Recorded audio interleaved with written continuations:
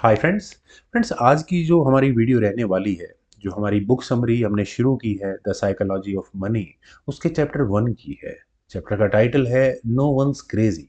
Friends, इस chapter का main M हमें एक सिंपल लेकिन लाइफ चेंजिंग सच्चाई को समझाना है। लोग पैसों के बारे में एक दूसरे से अलग अलग सोचते हैं, लेकिन कोई भी गलत नहीं होता। किस लिए? क्योंकि हर किसी का अनुभव अलग होता है। फाइनेंशियल बिहेवियर एक मैथ्स का सब्जेक्ट नहीं है, ये एक प्योरली साइकोलॉजी और एक्सपीरियंस ड्रिवन सब्जेक्ट है। इसलिए दो लोग एक ही फाइनेंशियल इवेंट को कंप्लीटली डिफरेंट तरीके से रिएक्ट कर सकते हैं उसमें, और दोनों ही सही भी हो सकते हैं from their point of view. Morgan Housel कहते हैं people do crazy things with money, but no one is crazy. क्योंकि क्रेजी का मतलब है बिना लॉजिक के बिहेवियर करना, लेकिन वास्तव में हर व्यक्ति अपने जीवन अनुभव, अपनी परिस्थिति और अपनी अपब्रिंगिंग और अपने इमोशनल बैकग्राउंड के हिसाब से परफेक्टली लॉजिकल होता है। सेक्शन 1, हम पैसे को नंबर्स में नहीं मेमोरीज की तरह देखते हैं। मॉर्गन का पहला आर्गुमेंट यह है कि हमारी मनी डिसीजन फैक्ट्स पर नहीं, एक्सपीरियंसेस पर आधारित होती है। लेकिन ये एक शॉकिंग बात है। हर व्यक्ति के मनी एक्सपीरियंसेस अलग होते हैं। वो एक्सपीरियंसेस हमें दुनिया, रिस्क, अपॉर्चुनिटी, सक्सेस और फेलियर को कैसे देखते हैं, ये तय करते हैं। जस्ट फॉर एग्जाम्पल, सबसे पहला एग्जाम्पल जो यहाँ मॉर्गन देते हैं, जिसने बचपन में पैसों की कमी देखी हो, वो हमेशा डरा रहेगा। वो फर्क खर्चा करने से भागेगा, सेविंग्स को जिंदगी का सबसे बड़ा रूल मानेगा और इमरजेंसी फंड उसको इमोशनल नीड लगेंगे। रिस्क टेकिंग उसे हमेशा स्टूपिड लग सकता है। अब दूसरा एग्जाम्पल लेते हैं। कोई ऐसा व्यक्ति जिसने हमेशा पैसे को अबेंडेंटली देखा हो, उसे बचत का कोई खास एक्साइटमेंट नहीं होगा। वो ज्यादा कॉन्फिडेंट रहेगा। रिस्क अपॉर्चुनिटी उसकी नज़र में अट्रैक्टिव होंगी। उसे इन्वेस्टमेंट में मजा आएगा और लॉस को वो लर्निंग समझेगा। फ्यूचर उसका ब्राइट दिखेगा उसकी नज़रों में। अब तीसरे एग्जाम्पल की बात करें तो ऐसा व्यक्ति जिसने जॉब लॉस या फैमिली बैंकरप्सी देखी हो, तो उस व्यक्ति का रिस्क एवर्जन एक्सट्रीम होगा। वो स्टॉक मार्केट को गैम्बल समझेगा। एफडी और गोल्ड उसके लिए सबसे सेफ ऑप्शन होंगे। एक चौथा व्यक्ति जिसने क्रिप्टो या स्टॉक बूम देखा है, तो उसे लगेगा कि पैसा डबल करना बड़ा ही नॉर्मल है। वो एज्यूम करेगा कि हाई ग्रोथ हमेशा पॉसिबल है। अब इन चारों लोगों की एडवाइस एक दूसरे से बिल्कुल अपोजिट होगी, लेकिन किसी की भी एडवाइस गलत नहीं होगी, क्योंकि उसकी रियलिटी वैसी ही रही है। सेक्शन 2, पैसे की साइकोलॉजी मींस पूरी तरह पर्सनल सब्जेक्ट। मॉर्गन कहते हैं कि पैसा एक ऐसा सब्जेक्ट है जो कभी न्यूट्रल नहीं हो सकता, क्योंकि पैसे के साथ हमारे भावनात्मक एक्सपीरियंसेस जुड़े होते हैं। Insecurity, greed, shame, ego, fear, excitement, family pressure, social comparison, childhood memories, trauma, identity. Friends, ये सारे इमोशंस मिलकर पैसे के बारे में हमारी सोच को शेप करते हैं। इसलिए जब एक व्यक्ति शेयर मार्केट में इन्वेस्ट करता है, तो वो सिर्फ स्टॉक नहीं खरीद रहा होता, वो अपनी एंटायर इमोशनल हिस्ट्री के साथ इन्वेस्ट करता है। सेक्शन 3, हिस्ट्री वर्सेस एक्सपीरियंस, सबसे इंपॉर्टेंट कंसेप्ट। फ्रेंड्स, ये चैप्टर का सबसे खूबसूरत कंसेप्ट है। हिस्ट्री में लोग क्या सीखते हैं? डेटा और इवेंट्स। और एक्सपीरियंस में लोग क्या सीखते हैं? फीलिंग्स, पेन और मेमोरीज। दोनों बातों के बीच में जमीन आसमान का फर्क है। मॉर्गन एक ब्रिलियंट कंपैरिजन देते हैं। यूएसए की इन्फ्लेशन 1970 के दशक में, और उसके सामने इन्फ्लेशन फ्री जनरेशन 2000 के बाद वाली। फ्रेंड्स, 1970 के दशक में अमेरिका में इन्फ्लेशन 10 से 15% तक चली गई थी। ये सब हमने भारत में 2008 के आसपास देखा था कि इन्फ्लेशन बहुत तेजी से भागी थी। उस दौरान लोगों ने सेविंग्स लूज होती हुई देखी, सैलरीज को श्रिंक होते हुए समझा, लोन्स उन्हें एक्सपेंसिव होते हुए दिखे और इकोनॉमी अनस्टेबल दिखी। इस जनरेशन ने सीखा कि इन्फ्लेशन ही सबसे बड़ा दुश्मन है। कैश रखना हमेशा डेंजरस हो सकता है और हार्ड एसेट्स इंपॉर्टेंट है। लेकिन वहीं दूसरी तरफ 2000 के बाद बचे जो अमेरिका में थे, उन्होंने इन्फ्लेशन कभी देखा ही नहीं। तो उन्होंने क्या सीखा? इन्फ्लेशन इमेजिनरी प्रॉब्लम है। डेप्थ हमेशा सस्ता रहता है। कैश रखना इट्स ओके, और डॉलर उनके देश के हिसाब से करीब करीब स्टेबल रहता है। दोनों ग्रुप्स ऑपोजिट सोच सकते हैं, लेकिन दोनों के अपनी एक्सपीरियंसेस के हिसाब से 100% सही है। अब चलते हैं सेक्शन 4 की तरफ। Your world is not the world.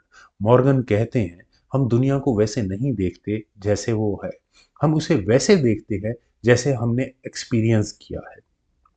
अगर किसी ने सन 2008 वाला क्रैश देखा है तो उसे स्टॉक मार्केट हमेशा डाउटफुल लगेगा। उसे लगता है कि मार्केट कभी भी गिर सकता है। उसे इवन ब्लू चिप्स कंपनी के शेयर्स भी रिस्की लगेंगे। वह ओवर डाइवर्सिफाई रहेगा और हमेशा थोड़ा डरा हुआ रहेगा। लेकिन अगर किसी ने सन 2010 के से 2020 तक का अमेरिकन मार्केट का बुल रन देखा है, और अगर मैं भारत की बात करूं तो कोरोना के बाद से लेकर अब तक का जिसने बुल रन देखा है, वो व्यक्ति कहेगा कि मार्केट तो कभी गिरता ही नहीं है। वो एग्रेसिव इन्वेस्टिंग भी करेगा, उसे क्रैश कल्पना से भी बाहर लगेगा। तो दोनों अलग अलग रियलिटीज में जी रहे हैं, इसलिए पर्सनल डिसीजंस भी दोनों के अलग अलग ही होंगे। चलते हैं सेक्शन 5 की तरफ। एग्जाम्पल दिया है यहाँ पर सेक्शन 5 में, lottery winners versus engineer savers. Friends, जो भी व्यक्ति कोई लॉटरी जीतता है तो उसे करोड़ों रुपए मिलते हैं, लेकिन साइकोलॉजिकली स्ट्रांग नहीं होता वो। इम्पल्सिव स्पेंडिंग होती है, बहुत बैड इन्वेस्टमेंट वो व्यक्ति करता है, फैमिली और फ्रेंड्स का प्रेशर रहता है, लाइफस्टाइल इन्फ्लेशन, अचानक से बहुत सारी खरीदारी शुरू करने लग जाता है, डिसिप्लिन कोई लाइफ में रहता नहीं है, तो नो फाइनेंशियल लिटरेसी। रिजल्ट क्या निकलता है? 5 साल में फिर दोबारा जहां से शुरू हुआ था वहीं पहुंच। लेकिन अगर वहीं दूसरी तरफ देखें एक मिडिल क्लास इंजीनियर को, जो वो कमाता है वो बड़ी एक मॉडेस्ट इनकम है, सैलरी से बहुत थोड़ा सा बचाता है, लेकिन डिसिप्लिन उसका स्ट्रांग है, लालच भी कम है, रिस्क भी कंट्रोल में रहता है, और उसकी फ्यूचर प्लानिंग बहुत स्ट्रांग है। रिजल्ट क्या निकलता है? 20-25% सैलरी बचाते बचाते वो फाइनली करोड़पति बन जाता है। तो फ्रेंड्स, अब आप यहाँ कह सकते हैं कि लॉटरी विनर क्यों क्रेजी बिहेव कर रहा है? तो फ्रेंड्स, इसका सिंपल सा आंसर यही है, क्योंकि उसे सडन मनी मिला, लाइफ का कोई एक्सपीरियंस नहीं मिला। लेकिन इंजीनियर इतना मैच्योर क्यों बिहेव कर रहा है? क्योंकि उसने डिसिप्लिन सीखा। कहाँ से? गरीबी से, अपने संघर्ष से, और अपने एक्सपीरियंस से। Neither is crazy, they have behaving according to their past. चलते हैं सेक्शन 6 पर। Life is sample size of one. हमारा मनी बिहेवियर सिर्फ हमारे देखे हुए इवेंट्स पर आधारित होता है, लेकिन वो इवेंट्स लिमिटेड होते हैं। एग्जाम्पल, आपके लिए रिस्क का मतलब हो सकता है job loss, salary cut, credit card डेप्ट, एक्सीडेंट या कोई मेडिकल इमरजेंसी। लेकिन किसी दूसरे आदमी के लिए रिस्क का मतलब दूसरा हो सकता है, market crash, real estate losses, business failure, या फिर कोई फ्रॉड। क्योंकि हर किसी ने अलग अनुभव किया है। तो मॉर्गन यहाँ कहते हैं, we all have our own small local emotional version of this world, and that became our truth. Section 7, people do crazy looking things but for logical reasons. Friends, एक आदमी पूरा पैसा क्रिप्टो में डाल देता है, तो दूसरा आदमी पूरी जिंदगी अपना एफडी में पैसे को सेव रखता है। वहीं दूसरी तरफ तीसरा कोई आदमी हर डिप में पैनिक सेलिंग करता है, तो चौथा आदमी हाई रिस्क स्टॉक्स बाय करता रहता है। दिखने में ये सब एक बिहेवियर कहें तो क्रेजी, मतलब पागलपन सा लगता है, लेकिन अगर हम उनका पास्ट देखें तो किसी ने क्रिप्टो में पैसे बनाए, तो किसी ने एफडी के जरिए अपनी फैमिली को सुरक्षित रखा, तो किसी ने पिछले क्रैश में सब कुछ खोया था, तो किसी ने रिस्क से फॉर्च्यून बनाया। तो कह सकते हैं हर डिसीजन एक लॉजिकल साइकोलॉजिकल एक्सप्लेनेशन होती है। पीपल जज other without understanding their past. सबसे बड़ी प्रॉब्लम ही यही है। न केवल फाइनेंस में बल्कि लगभग हर डिपार्टमेंट में हम लोग बिना किसी को समझे ही उसको जज करने की कोशिश करते हैं। यहाँ फाइनेंस की बात हो रही है तो बुक पर ही चलते हैं। एक ट्रेडर इन्वेस्टर को बेवकूफ बोलता है, लेकिन इन्वेस्टर ट्रेडर को हमेशा जुआरी बोलेगा। क्रिप्टो फैन स्टॉक इन्वेस्टर को ओल्ड स्कूल कहते हैं, लेकिन वहीं दूसरी तरफ स्टॉक इन्वेस्टर क्रिप्टो होल्डर्स को हमेशा बेवकूफ नजर से देखेंगे। डेप्ट free follower credit card users को इररेस्पॉन्सिबल बोलेगा, और वहीं क्रेडिट कार्ड यूजर डेप्ट फ्री फॉलोअर्स को बोरिंग कहेगा। लेकिन उनमें से कोई भी एक दूसरे के कंटेक्स्ट को समझने की कोशिश ही नहीं कर रहा है। मॉर्गन यहाँ पर कहते हैं, you can B smart yet have a complete different opinion on money because your experiences was different. Important stories Morgan shares. Friends, इस चैप्टर में मॉर्गन हॉजल ने कई स्टोरी एक्सप्लेन की है जो बहुत गहरी समझ हमारी बनाती है। 1950 से 1960 के दशक में हम कह सकते हैं, स्टॉक मार्केट या रियल एस्टेट, उस समय अमेरिकन स्टॉक मार्केट को डेंजरस मानते थे। क्यों? क्योंकि उनकी जनरेशन ने ग्रेट डिप्रेशन देखा है। उसका डर इतना गहरा था कि उन्होंने डेकेड्स तक इन्वेस्टिंग को अवॉइड किया। इसलिए वो रियल एस्टेट में इन्वेस्ट करते थे, क्योंकि घर टेंजिबल और रियल लगता है। वेयर एज आज की जनरेशन स्टॉक मार्केट में ज़्यादा फोकस करती है। रीज़न, उन्होंने कभी डिप्रेशन देखा ही नहीं, सिर्फ बढ़त ही बढ़त देखी। दूसरी story, the guy who saved everything. Morgan एक आदमी का एग्जाम्पल देते हैं जिसने नॉर्मल सैलरी से करोड़ों रुपए बचा लिए। लोगों का कहना है कि पागल आदमी है, लाइफ तो एंजॉय कर कभी। लेकिन उस आदमी ने बचपन में गरीबी का ट्रॉमा देखा है। उसके लिए सिक्योरिटी का मतलब हैप्पीनेस है। उसका बिहेवियर क्रेजी नहीं है, अपने आप में लॉजिकल है। The man who put everything in take stock. दूसरी ओर एक आदमी जिसने पूरा पैसा टेक्नोलॉजी स्टॉक्स में लगा दिया। क्यों? क्योंकि उसने 1990 के दशक में सिलिकॉन वैली में देखा था कि कैसे स्टार्टअप एक्सप्लोड होते थे। उसकी रियलिटी में टेक का मतलब गारंटेड वेल्थ है। सो हिज एक्सट्रीम बिहेवियर, उसका भी एक लॉजिक है। नतीजा, नो यूनिवर्सल रूल एग्जिस्ट। इसलिए फाइनेंशियल रूल्स मतलब रिस्क, सेविंग, इन्वेस्टिंग, स्पेंडिंग को यूनिवर्सल बनाना गलत है। सीधी सी बात है, किसी के लिए हाई रिस्क सही है तो किसी को एफडी ज़्यादा अच्छी लगती है। किसी के लिए गोल्ड सेफ है तो किसी के लिए स्टॉक बिना स्टॉक्स के रह ही नहीं सकते। किसी के लिए लोन बहुत बड़ी टेंशन है तो किसी के लिए लोन एक फायदे की चीज। हर डिसीजन पर्सनल है। मॉर्गन कहते हैं, stop thinking others are crazy, start understanding their story. और उस चीज से हम सबक सीख सकते हैं जो इस चैप्टर का कोर कह सकते हैं। डोंट जज people, don't copy people, don't compare people, don't expect uniform behaviour, don't believe your view is the only reality. क्योंकि money behaviour means personal psychology and personal history. बल्कि हमें क्या सीखना चाहिए? Know your story, know your risk level, know your goals, know your temperament, know your fears and know your comfort zone, और उसके बाद decide करो। फाइनल कंक्लूजन फ्रेंड्स इस चैप्टर का, the beauty of financial diversity. Morgan chapter 1 के and में कहते हैं कि पैसे का डिसीजन मैथ्स नहीं है, stories, emotions, experiences, insecurities, drama और फियर से बनता है। इसलिए no one's crazy, everyone is trying to do the best they can without the information they have from the experiences they have lived. Friends, ये था chapter 1। उसके chapter 2 की है लक एंड रिस्क। फ्रेंड्स, ये चैप्टर काफ़ी लंबा और deep dive होने वाला है, इसलिए इस चैप्टर को मैं कई सेक्शंस में डिवाइड करके थोड़ा स्मूथ और स्टोरी ड्रिवन तरीके से एक्सप्लेन करने की कोशिश करूंगा। Friends, money decision means luck और रिस्क का मिक्सचर। मॉर्गन हाउसल इस चैप्टर में बताते हैं कि दुनिया में हर सक्सेस एक सीधी लाइन फॉलो नहीं करता। कई लोग सक्सेसफुल होते हैं क्योंकि सही जगह सही समय पर सही मौका मिल गया, यानी लक। और कई लोग फेल भी होते हैं भले ही उन्होंने सब कुछ सही किया हो, सिर्फ इसलिए कि रास्ते में उन्हें कुछ अनएक्सपेक्टेड बैड इवेंट्स मिल गए, यानी रिस्क। हाउसल बताते हैं कि financial outcome are never fully under your control. इसका मतलब ये नहीं है कि मेहनत बेकार है, बल्कि ये कि सक्सेस और फेलियर में लक और रिस्क का भी एक फैक्टर होता है। और हमें दूसरों को और अपने को जजमेंट देने से पहले बहुत सावधान रहना चाहिए। फ्रेंड्स, यहाँ मॉर्गन हाउसल एक बहुत अच्छी स्टोरी बताते हैं बिल गेट्स, पॉल एलन और केंट इवांस की। ये तीन दोस्त थे और ये तीनों ही लेक साइड स्कूल सिएटल में पढ़ते थे। अब ये कहानी इंपॉर्टेंट क्यों है? क्योंकि माइक्रोसॉफ्ट की स्टोरी लोग अक्सर जीनियस और हार्डवर्क मानते हैं, लेकिन हाउसल दिखाते हैं कि पूरी कहानी लक और रिस्क के बिना अधूरी हो जाती है। सबसे पहले लेते हैं बिल गेट्स की कहानी को। The luckiest thing that ever happen to me, in the words of Bill Gates itself himself.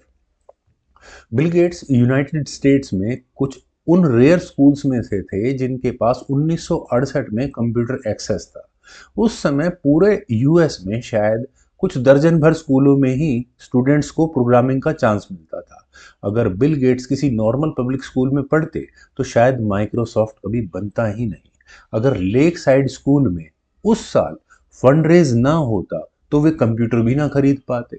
और अगर बिल गेट्स की मदर हॉस्पिटल चैरिटी बोर्ड में ना होती तो उनका कॉन्ट्रैक्ट आईबीएम के साथ भी ना बनता। बिल गेट्स खुद कहते हैं, we had one in a million opportunity. Housel कहते हैं कि बिल गेट्स एक जीनियस थे, लेकिन उनका एनवायरनमेंट, टाइमिंग, एक्सेस और एक्सपोजर ये प्योर लक था। दूसरी बात करते हैं पॉल एलन की।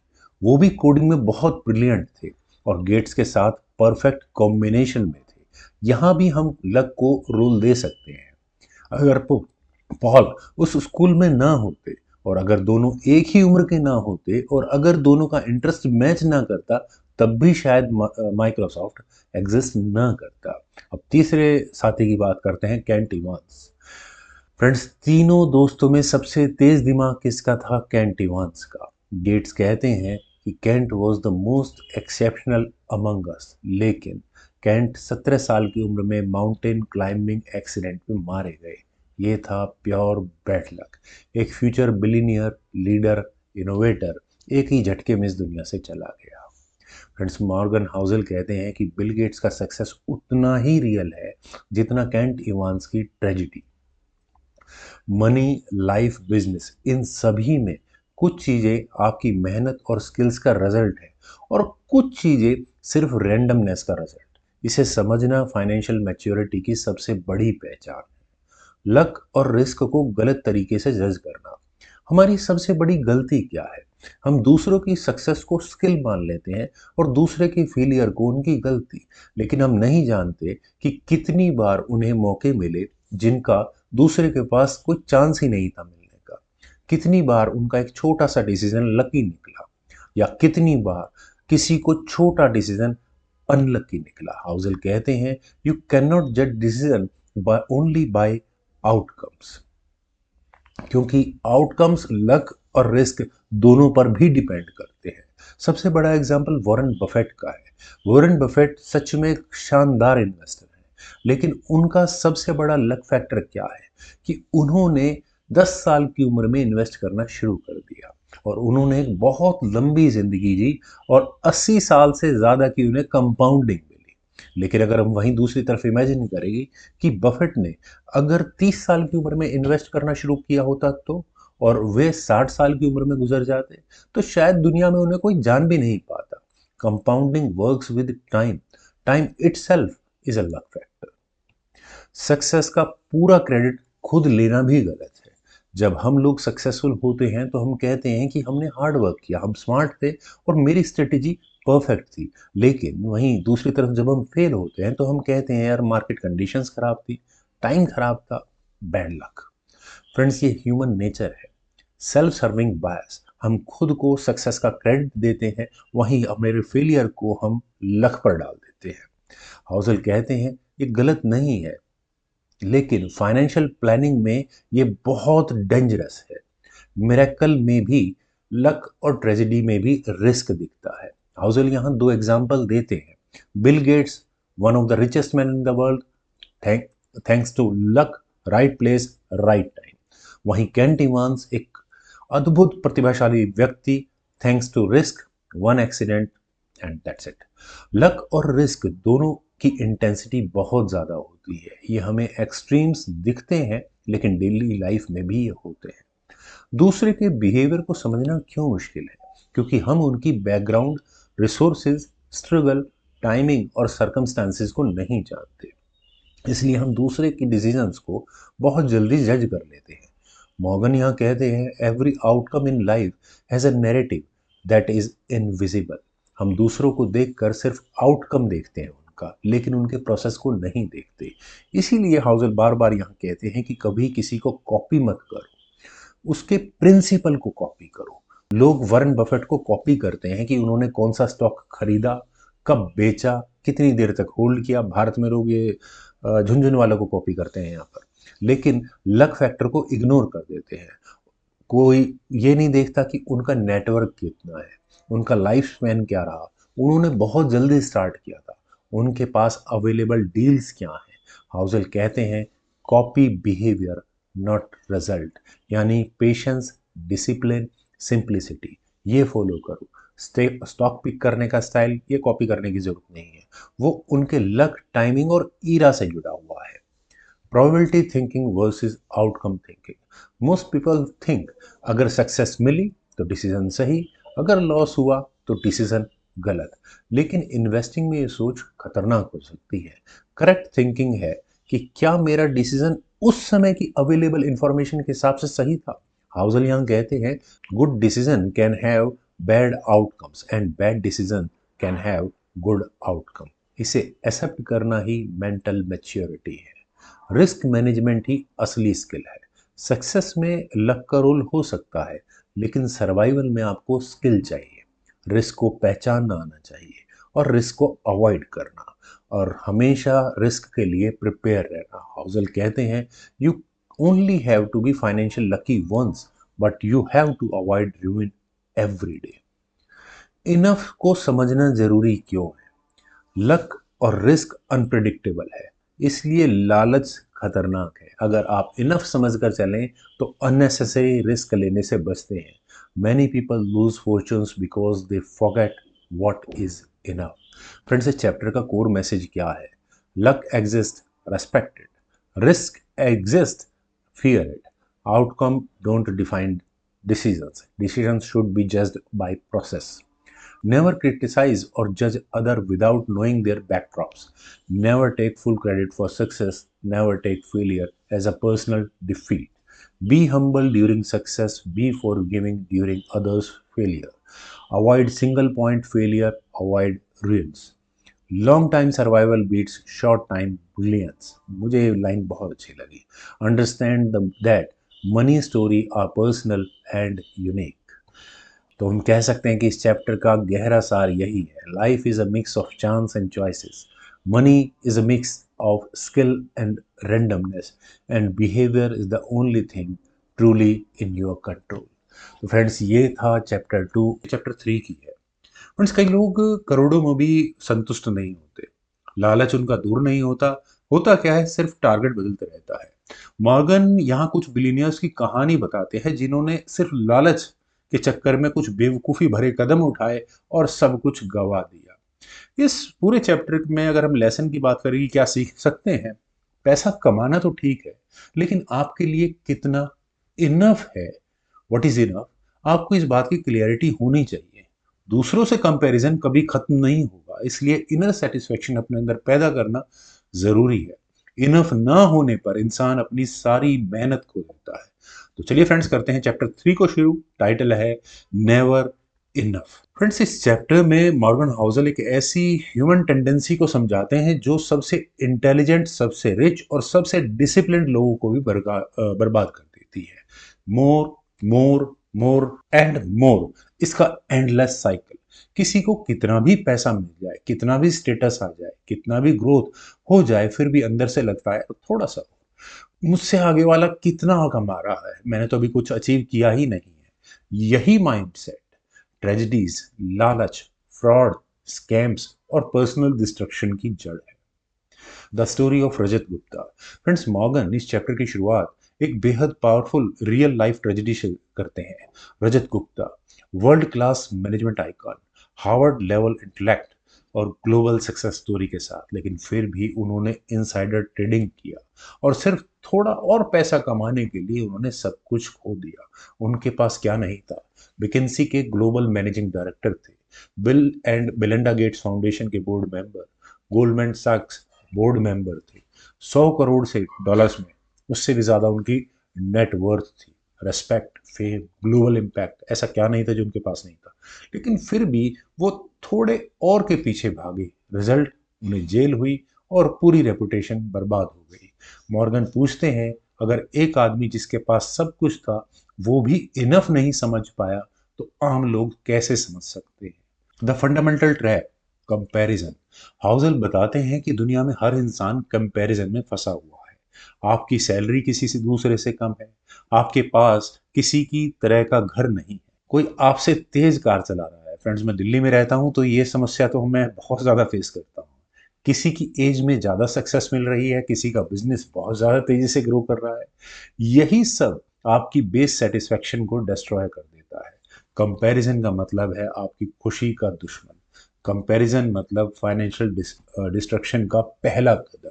हमारे दिमाग में एक झूठा बिलीफ धीरे धीरे बन जाता है कि मैंने काफ़ी नहीं किया, जबकि सच्चाई ये है कि किसी के पास सब कुछ नहीं होता, किसी के पास पैसा ज़्यादा होता है लेकिन समय नहीं होता, तो किसी के पास टाइम ज़्यादा है लेकिन हेल्थ नहीं है। अगर किसी के पास हेल्थ है तो शांति नहीं है, और अगर किसी के पास ज़रूरत से ज़्यादा शांति है तो उसके पास महत्वाकांक्षाएं नहीं है। Every life is balanced bye trade offs. Enough क्यों ज़रूरी है? मॉर्गन कहते हैं, enough is not an amount, it's a decision. Enough वो स्टेज है जहां पर आप लालच को डिस्कनेक्ट करते हैं, आप अननेसेसरी रिस्क अवॉइड करते हैं, आप फाइनेंशियल रुइन से बचते हैं, आप दूसरों को देखकर खुद को जज नहीं करते, और आप पीसफुल डिसीजन लेते हैं। आप मोर मोर की रेस से बाहर निकल जाते हैं। इनफ का मतलब आपकी सर्वाइवल की गारंटी, क्योंकि मोर के पीछे भागने में कुछ लोग ऐसे रिस्क लेते हैं कि एक दिन सब कुछ चला ही जाता है। Bernie Madoff, when more becomes a monster. Morgan फिर एक और कहानी बताते हैं बर्नी मैडॉफ की, हिस्ट्री का सबसे बड़ा financial fraud. Why did he do it? क्योंकि उसके पास ऑलरेडी ऊंचा स्टेटस, बड़ा business, rich clients, political connection, सब कुछ था, लेकिन फिर भी इनफ नहीं लगा। तो उन्होंने लालच में पॉन्जी स्कीम शुरू की, जो कुछ सालों के बाद क्रैश हो गई। रिजल्ट क्या निकला? फैमिली टूट गई, जेल, सम्मान खत्म हो चुका था, नुकसान अरबों का था, दुनिया भर में नफरत का सामना करना पड़ा। मॉर्गन कहते हैं, few things can ruin your life as quickly as chasing something you don't need. The rules of enough.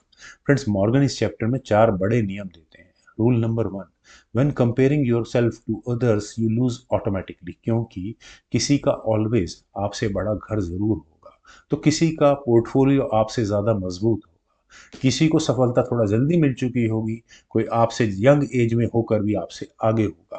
Comparison का लूप फ्रेंड्स इनफाइनाइट है, इसमें कभी संतुष्टि नहीं मिल सकती। रूल नंबर 2, सोशल कंपैरिजन का कोई सीलिंग है ही नहीं। अगर आप कहते हैं I want to earn 1 crore, बिल्कुल ठीक है, कोई प्रॉब्लम नहीं है, लेकिन जैसे ही आप उसे कमा लेंगे तो दिमाग कहेगा यार उधर वाला तो 5 करोड़ ले रहा है, कमा रहा है। फिर आप 5 करोड़ पर बोलेंगे तो वो तो 50 करोड़ कमा रहा है यार, मेरे पास तो कुछ भी नहीं है। ये साइकिल कभी खत्म होने वाला ही नहीं है। आप दुनिया की हर चीज पा सकते हैं, लेकिन कंपैरिजन में कभी आपको शांति नहीं मिल सकती। Rule number 3, enough means controlling your expectations. आपकी इनकम बढ़ेंगी लेकिन आपकी एक्सपेक्टेशंस उससे भी तेजी से बढ़ेंगी, और यही डिससेटिस्फैक्शन का आधार है। एक्सपेक्टेशंस को कंट्रोल करना ही असली वेल्थ है। Rule number 4, never risk what you have for something you don't need। Friends, ये लाइन इस चैप्टर का सबसे बड़ा एसेंस है। आपके पास फैमिली है, हेल्थ है, टाइम है, रेपुटेशन है, सबसे बड़ी बात शांति है, और एग्जिस्टिंग मनी ऑलरेडी है, तो उसे खतरे में क्यों डालें? सिर्फ इसलिए कि क्योंकि आपसे कोई आगे है। मॉर्गन कहते हैं, the hardest financial skill is getting a goal post to stop moving. और यही इनफ का असली मतलब है, rich versus wealthy versus enough. Morgan यहाँ डिफरेंशिएशन बताते हैं। रिच का मतलब हाई इनकम होता है, लेकिन वहीं वेल्दी का मतलब हाई सेविंग्स और इन्वेस्टमेंट एंड फ्रीडम। इनफ का मतलब happiness, freedom free from greed और लॉन्ग टर्म सर्वाइवल। बहुत लोग रिच बनने के चक्कर में वेल्दी नहीं बन पाते, और वेल्दी बनने के बाद भी इनफ नहीं समझ पाते और सब कुछ खो देते हैं। Why more can destroy everything? People destroy wealth because of status hunger, jealous, social media comparison, bigger house syndrome, flashy success, FOMO। सिर्फ एक बार और ट्राई कर लेते हैं, ये वाली mentality. Dangerous investing, leverage, leverage मतलब लोन की बात हो रही है, risk trading, gambling in markets, speculation, जो लोग स्टॉक मार्केट्स में इन्वेस्ट करते हैं, because more pushes you into stupidity. Indian context में इनफ क्यों ज़रूरी है? भारत में बहुत से लोग रिलेटिव्स को देखकर डिसीजन लेते हैं, सोसाइटी प्रेशर में खर्च करते हैं और दिखावे में पैसा उड़ाते हैं, दूसरों की प्रोग्रेस देखकर पैनिक मोड में चले जाते हैं, और ये सब इनफ ना समझने के सिम्टम्स है। रियल इंडियन वेल्थ की बात करते हैं फ्रेंड्स, वो जीवन जो हमारे बुजुर्गों ने जिया है। जीरो डेप्ट, कोई कर्जा नहीं होता था, इमरजेंसी फंड हमेशा हेल्थ और फैमिली केयर के लिए, peaceful sleep, stable mind, simple lifestyle, no jealousy, controlled expenses, long term planning, और ये लोग ट्रूली रिच होते हैं। इनफ को कैसे डेवलप करें?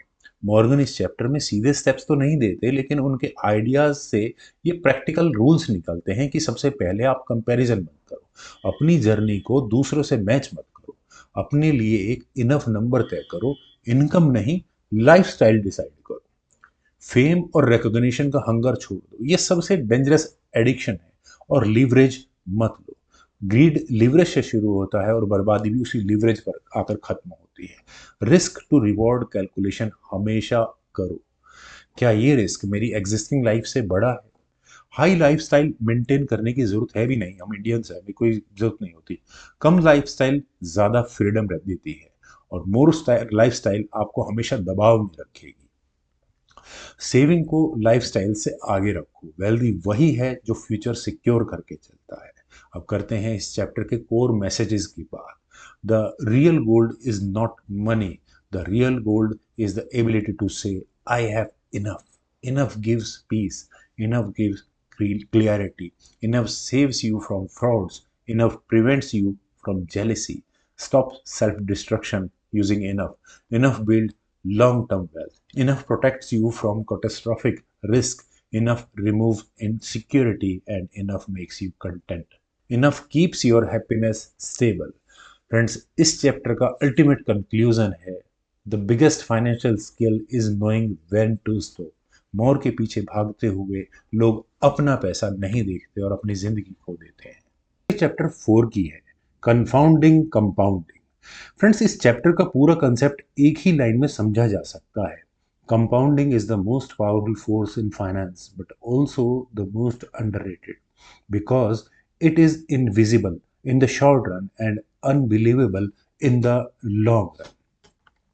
मॉर्गन हाउसेल कहते हैं कि ज्यादातर लोग अपने फाइनेंशियल लाइफ में इसलिए बड़ी सक्सेस अचीव नहीं कर पाते क्योंकि वे कंपाउंडिंग के असली पावर को नहीं समझ पाते। रीजन सिंपल है, कंपाउंडिंग स्लो है, शुरुआत में अफेक्ट बहुत थोड़ा लगता है, लॉन्ग टर्म पेशेंस चाहिए इसके लिए। दिमाग शॉर्ट टर्म रिजल्ट्स को देखने का आदी है, इसलिए लोग आधे रास्ते में ही छोड़ देते हैं या फिर उम्मीद से कम रिटर्न देखकर पैनिक हो जाते हैं। Why compounding confounds the human brain. मानव दिमाग लगभग हर चीज को एक लीनियर पैटर्न में समझने के लिए वायर्ड है।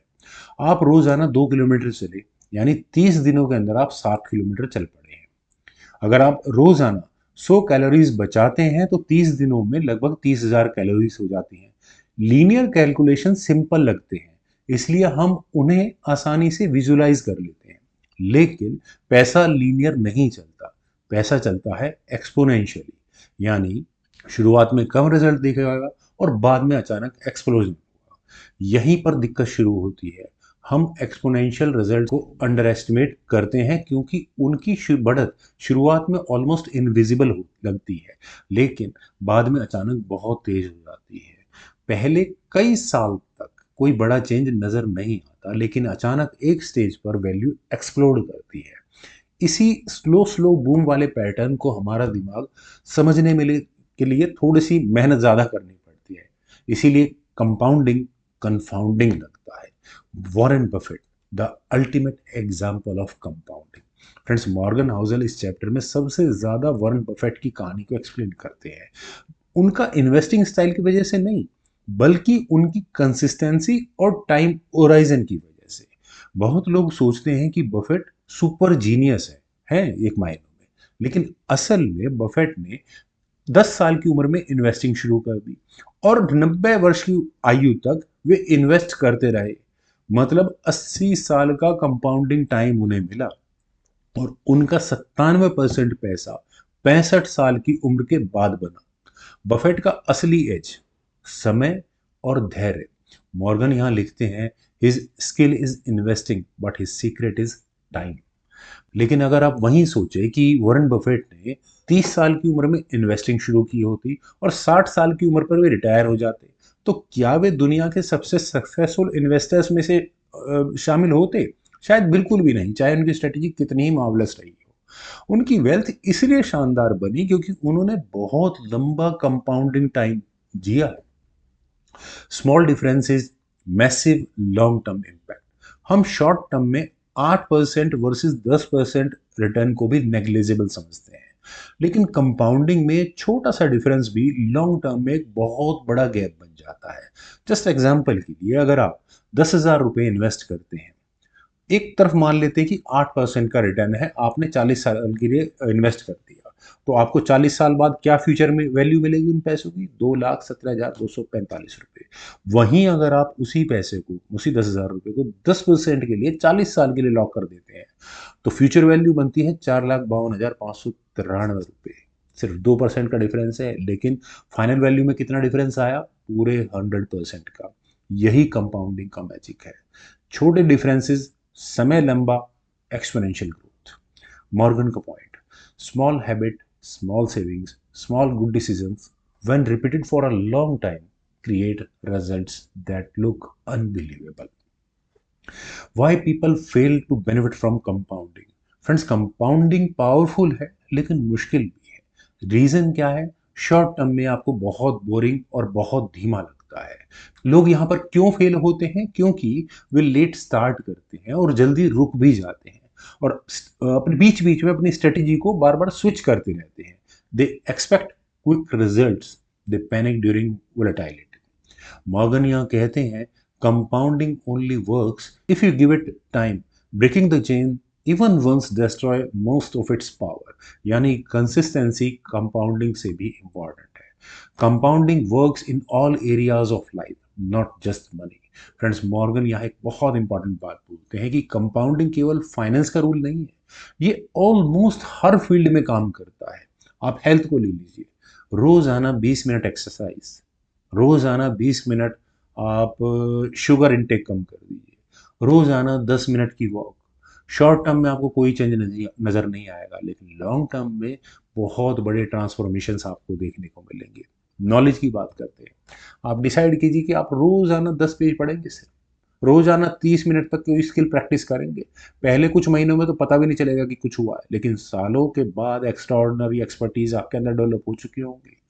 यही बात यहाँ मॉर्गन रिलेशनशिप्स को लेकर कहते हैं। सालों तक छोटे छोटे act of love, strong marriage bondings, strong family bondings. वहीं अगर दूसरी तरफ सालों तक छोटे छोटे डिसरेस्पेक्ट की बातें आपके रिलेशनशिप पे हो, नतीजा क्या निकलेगा? Break down. Everything compounds whether it is good और bad. The power of staying invested. Morgan कहते हैं कि कंपाउंडिंग का सबसे बड़ा रूल है, do not interrupt it unnecessarily. Market volatility, fear, news, panic, ये सब नेचुरल है, आएंगे, लेकिन कंपाउंडिंग ब्रेक कर देना ये सबसे बड़ा नुकसान है। एग्जाम्पल, अगर कोई इन्वेस्टर 40 साल तक इन्वेस्ट करना चाहता है, लेकिन हर 5 साल में एक ब्रेक ले लेता है, किस लिए? पैनिक सेलिंग या मार्केट क्रैश, कोई वजह हो सकती है, तो उसका फाइनल वेल्थ आधे से भी कम रह जाएगा। सिर्फ किस लिए? उसने ब्रेक लिया था। यानी कि कंपाउंडिंग की शक्ति हमें तभी मिलती है जब हम इसको अनइंटरप्टेड टाइम देते हैं। Compounding is not intuitive, it must be understood consciously. Morgan यहाँ एक इंपॉर्टेंट ह्यूमन साइकोलॉजी पॉइंट बताते हैं। इंसान इमीडिएट रिवॉर्ड्स पसंद करता है, फ्यूचर रिवॉर्ड्स को वैल्यू थोड़ा कम देता है। हम डिसिप्लिन को शॉर्ट टर्म में सेक्रीफाइस जैसा देखते हैं। इसलिए कंपाउंडिंग के साथ एक बड़ी प्रॉब्लम है कि इसका रिवॉर्ड काफ़ी देर से आता है। नतीजा, the most important skill in finance is not finding big returns but staying patience long enough for compounding to work. The iceberg effect of compounding. Friends, Morgan compounding को आइसबर्ग से भी कंपेयर करते हैं। ऊपर एक छोटा सा आपको टिप नजर आता है, यानी कि शुरुआत के कुछ साल, लेकिन नीचे एक बहुत बड़ा मास आइसबर्ग का, वो फाइनल ईयर्स। हम फाइनेंशियल सक्सेस देखते हैं, लेकिन अंडरलाइंग डेकेड्स ऑफ पेशेंस को नहीं देखते। ये इनविजिबल ईयर्स ही सबसे ज़्यादा इंपॉर्टेंट है। Why most people don't become rich even if they earn well. Morgan का सबसे बड़ा पॉइंट यही है, getting rich and staying rich are different skills. People earn well, they invest also, but they don't invest it long enough. Result, compounding का magic नहीं रहता उनके पास। Friends, इस चैप्टर से हम क्या सीख सकते हैं? मॉर्गन हाउसल के अनुसार कंपाउंडिंग का असली lesson, start early, stay consistent, let time do the heavy lifting, never break the chain, don't chase the big returns and don't underestimate the small habits. Compounding हमारी एक्सपेक्टेशंस को confound करता है क्योंकि short term में disappointing है और long term में unbelievable. The first rule of compounding is to never interrupt it unnecessarily. And the second rule is to realize how powerful it is only after a long time. ये chapter 5 की है. काफ़ी लंबी journey हमने अब तक कर ली है. चैप्टर 5 का टाइटल है getting wealthy versus staying wealthy. Friends, Morgan Housel इस पूरे चैप्टर को एक पावरफुल समीकरण की तरह समझाते हैं.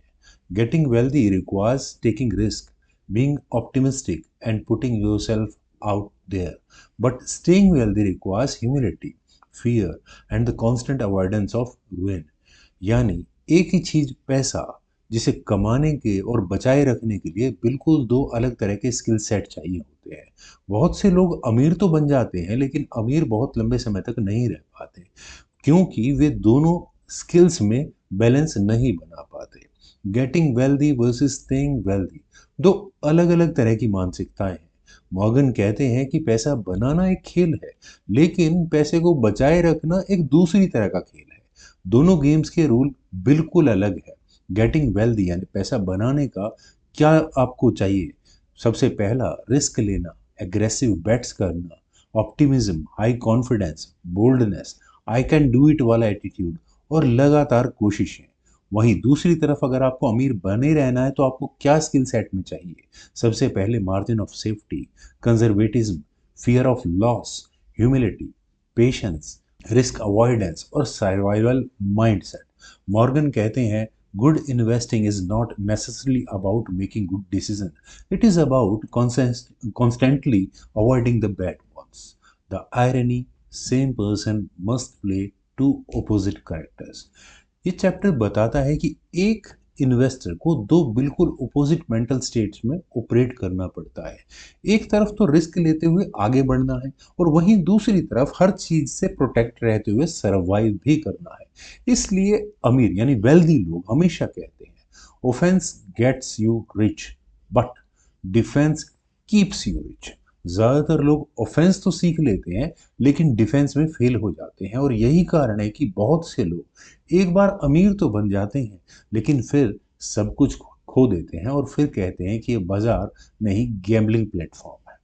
Survival, the most important skill in finance. Morgan बताते हैं कि फाइनेंस में सबसे बड़ी स्किल है सर्वाइवल यानी मार्केट क्रैशेस में टिके रहना, खुद को ओवर कॉन्फिडेंस से बचाना, बिग लॉसेस अवॉइड करना.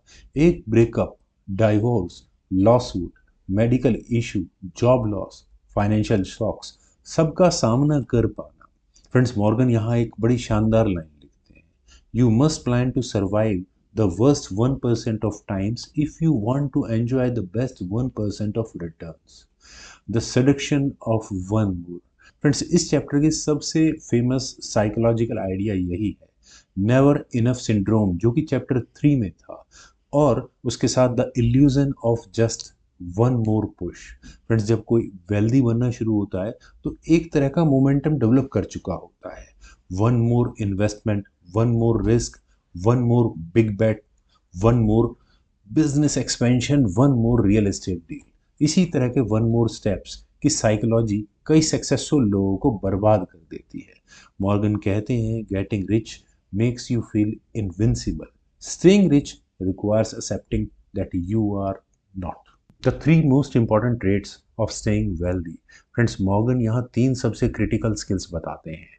फ्रिजिलिटी यानी संयम, सादगी. वेल्थ को बनाने से ज़्यादा मुश्किल वेल्थ को बचाए रखना है और इसके लिए एक बेसिक हैबिट ज़रूरी है. लिव बिलो योर मीन्स यानी आपको लाइफस्टाइल इन्फ्लेशन से बचना है. अचानक से बहुत ज़्यादा खर्चा करना शुरू कर दिया. शो ऑफ से दूर रहना है, कंज्यूमरिज्म से बचना है, पैसे को टूल की तरह यूज करना है, डेकोरेशन की तरह नहीं. मॉर्गन यहाँ कहते हैं wealth is what you don't C, it is the money you don't spend. Humility, विनम्रता. फ्रेंड्स, स्टेइंग वेल्दी का मतलब हर डिसीजन में ये मानना कि मैं गलत हो सकता हूँ. बाजार अनप्रिडिक्टेबल है, रिस्क कभी जीरो नहीं होता, मुझे हमेशा बैकअप चाहिए. ह्यूमिलिटी का मतलब survival. You are humble, you don't take unnecessary risk. इसका मतलब you live to fight another day. Fear, healthy fear of losing everything. यहाँ फियर का मतलब डरपोक होना नहीं है, बल्कि स्मार्ट फियर, कॉशन, रियलिज्म में रखना। मॉर्गन लिखते हैं, fear of loss keeps you alive, over confidence kills. Smart investor हमेशा सोचते हैं, वर्स्ट केस सिनारियो क्या है, मेरे पास मार्जिन ऑफ सेफ्टी क्या है, अगर सब उल्टा हो गया तो मैं क्या करूंगा। यही डर उन्हें क्रैश, रिसेशन और वोलेटिलिटी से बचाता है। The concept of reasonable larger than rational. Friends, Morgan यहाँ बताते हैं कि एक्सेल सीट्स रैशनल होती है, हम इंसान नहीं। मॉर्गन कहते हैं be reasonable, not rational. Example, rational इंसान हमेशा कहेगा कि सिप यानी सिस्टमेटिक इन्वेस्टमेंट कभी मत रोकना और क्रैश में भी डालते रहो। लेकिन वहीं अगर रीजनेबल पर्सन होगा, रीजनेबल व्यक्ति होगा और जॉब रिस्क में है, तो इमरजेंसी फंड को आप स्ट्रॉन्ग करेंगे, इन्वेस्टिंग टेम्परली स्लो कर देंगे। Reasonable person ultimately long term compounding में जीत जाता है, क्योंकि वो सरवाइव करता है। Tales of the people who lost everything. Friends, इस चैप्टर में बहुत शानदार एग्जाम्पल दिए हुए हैं मॉर्गन हाउसल ने। Great investor, billionaires, business founders जो भयानक सक्सेस के बाद एक सिर्फ गलत रिस्क की वजह से सब कुछ खो बैठते हैं, उन सभी कहानियों में एक ही कॉमन पैटर्न नजर आता है। Over confidence, zero margin of safety, everything all in strategy, fast money temptation, big Gamble mentality. Morgan लिखते हैं, one single mistake can erase a life time of hard work in finance. इसलिए staying wealthy का मतलब avoid stupid risk. The psychology of enough and survival. Friends, chapter 3 के never enough को ये chapter expand करता है और ये बताता है कि जब आपको इनफ नहीं पता होता, तब आप एक्सट्रीम रिस्क लेते हैं, कंपैरिजन के जाल में फंसते चले जाते हैं, स्टेटस रेस की दौड़ में दौड़ते हैं और अंत में क्या होता है, सारी वेल्थ आप खो बैठते हैं। मॉर्गन यहाँ लिखते हैं, knowing when to stop is a super power, getting rich requires a tail event, staying rich requires avoiding blow ups. यहाँ एक बहुत ही डीप कंसेप्ट मॉर्गन हाउसल देते हैं। Getting rich means rare big wins. Elon Musk, Jeff Bezos, Warren Buffett, सभी की wealth बहुत छोटे टेल इवेंट से बनी है। किसी ने कोई बहुत बड़ी बैट खेली, इलॉन मस्क जैसे, किसी को बहुत बड़ी अपॉर्चुनिटी मिली अचानक, और किसी को बहुत लॉन्ग टर्म कंपाउंडिंग की जर्नी एंजॉय की। लेकिन स्ट्रेइंग रिच में अवॉइड रेयर कैटास्ट्रोफिक लॉसेस। सब कुछ खो देने के लिए सिर्फ एक क्रैश बहुत है, एक गलत डिसीजन या एक ओवर कॉन्फिडेंस मूवमेंट, ये काफी है। यही बैलेंस आपको सीखना है। The real formula for life long wealth. Morgan के अनुसार रियल फार्मूला है, रिच बनो कैसे, हार्ड वर्क से, ऑप्टिमिज्म से, कैलकुलेटेड रिस्क से, बोल्ड स्टेप से और कंसिस्टेंसी से। वहीं आप अमीर कैसे बने रह सकते हैं? सबसे पहला विनम्रता से, कंजर्वेटिव प्लानिंग से, सेफ्टी मार्जिन से, लो ईगो, अपने अहंकार को आपको रोकना ही पड़ेगा, डिसिप्लिन सेविंग से, सर्वाइवल माइंडसेट से, और यही बैलेंस ही लाइफ टाइम वेल्थ क्रिएट करता है। Your aim must be to survive, survive long enough, compounding अपने आप ही अपना काम कर ही जाएगी। मॉर्गन के वर्ड्स में कहें तो good investing is not about making brilliant moves, it is about not screwing up when it matters most. Most investor fails because they get rich, but they can't stay rich because their mindset never switches from offense to defense. And ultimately, staying wealthy is the real test of intelligence. Friends, ये थी मेरी एक छोटी सी presentation इस chapter 5 की। Chapter 6 की है, life और फाइनेंस में बहुत बड़ी सक्सेस रेयर होती है। Most game comes from few extraordinary events, और इन इवेंट्स को टेल्स कहा गया है।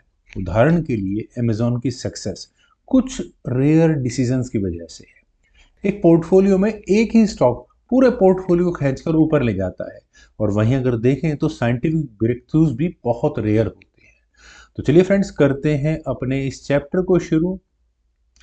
Tells you win. फ्रेंड्स, इस चैप्टर की पूरी साइकोलॉजी को अगर एक वाक्य में डिस्क्राइब करें, a few event, a few decision, a few bets, these tiny minority outcome create the majority of all results.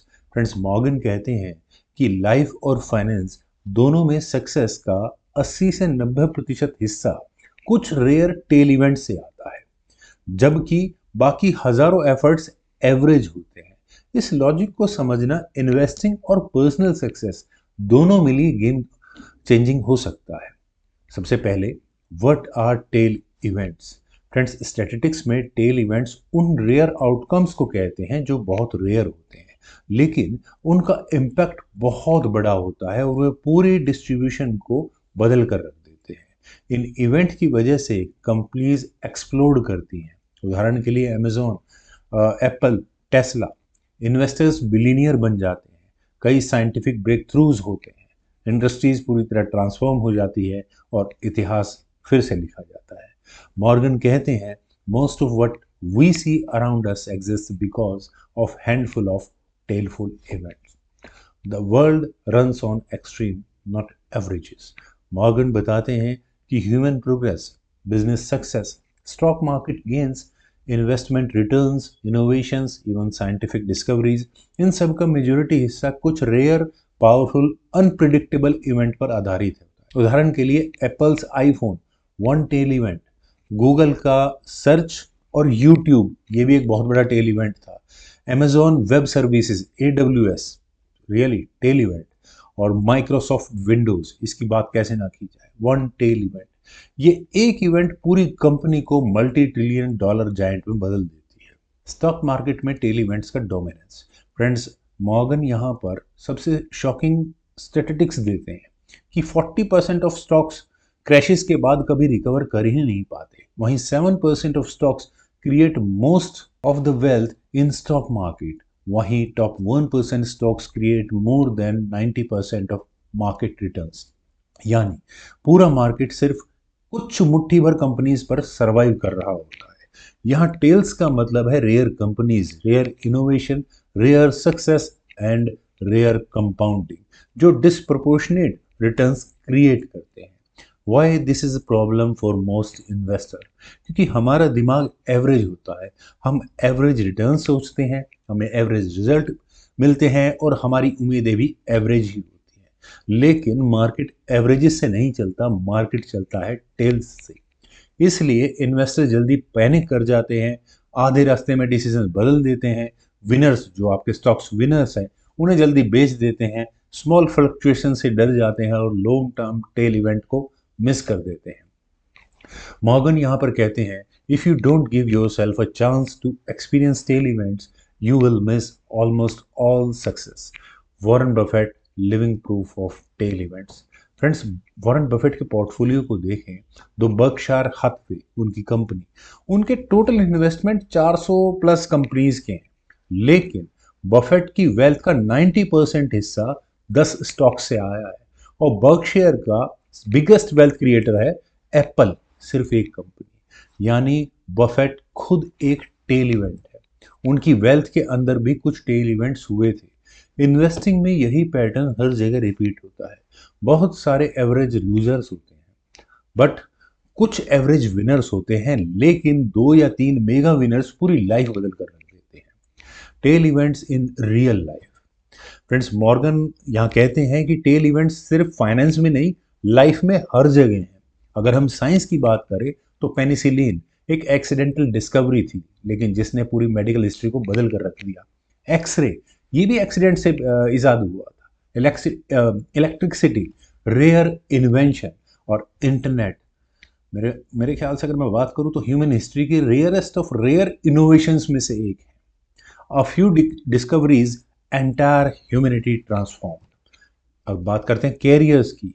One lucky break, one perfect mentor, one job opportunity and one big decision, ये सब life की direction को बदल कर रख देते हैं। ठीक यही फॉर्मूला रिलेशनशिप्स पर भी लागू होता है। एक सही व्यक्ति से मिलना, एक सही दोस्त मिलना और एक राइट मैरिज, ये भी टेल इवेंट्स ही है।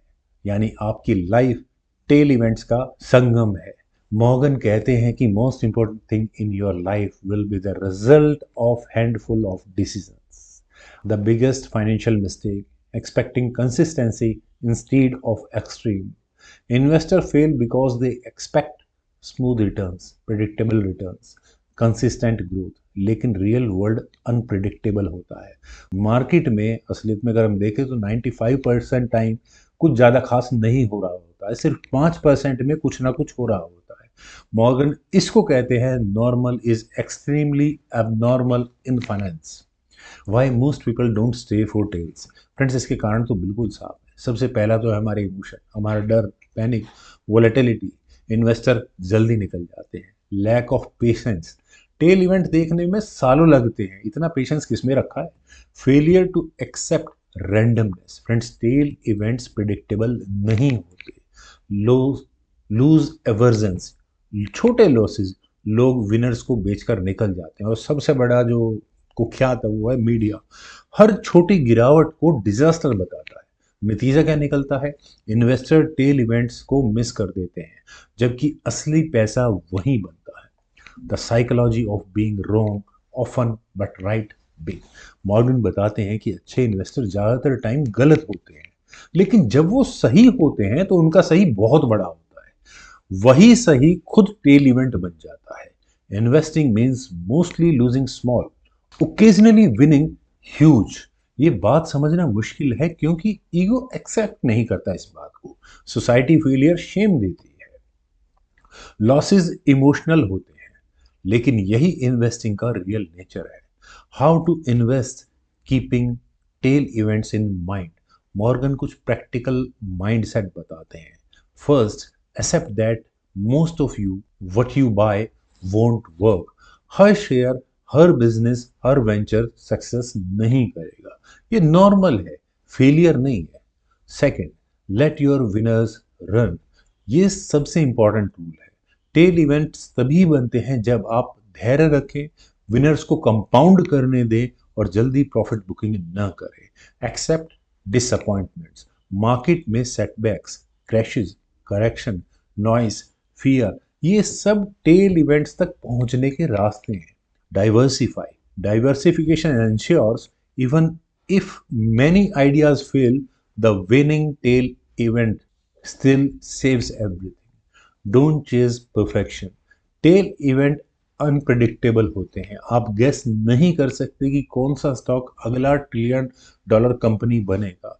Hence stay wide, let's the tail emerge. The story of Disney. Friends, इस पूरी बुक की खासियत यही है कि मॉर्गन पूरी बुक में एग्जाम्पल से हमें समझाते हैं। मॉर्गन यहाँ भी एक बहुत स्ट्रांग एग्जाम्पल देते हैं वॉल्ट डिज्नी का।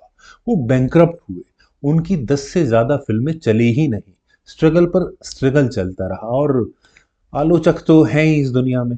लेकिन फिर आया एक tail event, Snow White and Seven Dwarfs, 1937। Industry explode हुई, एनिमेशन इंडस्ट्री। फिर उसके बाद one by one Mickey Mouse, then Disneyland, और फिर उसके बाद खड़ा हुआ Disney umpire.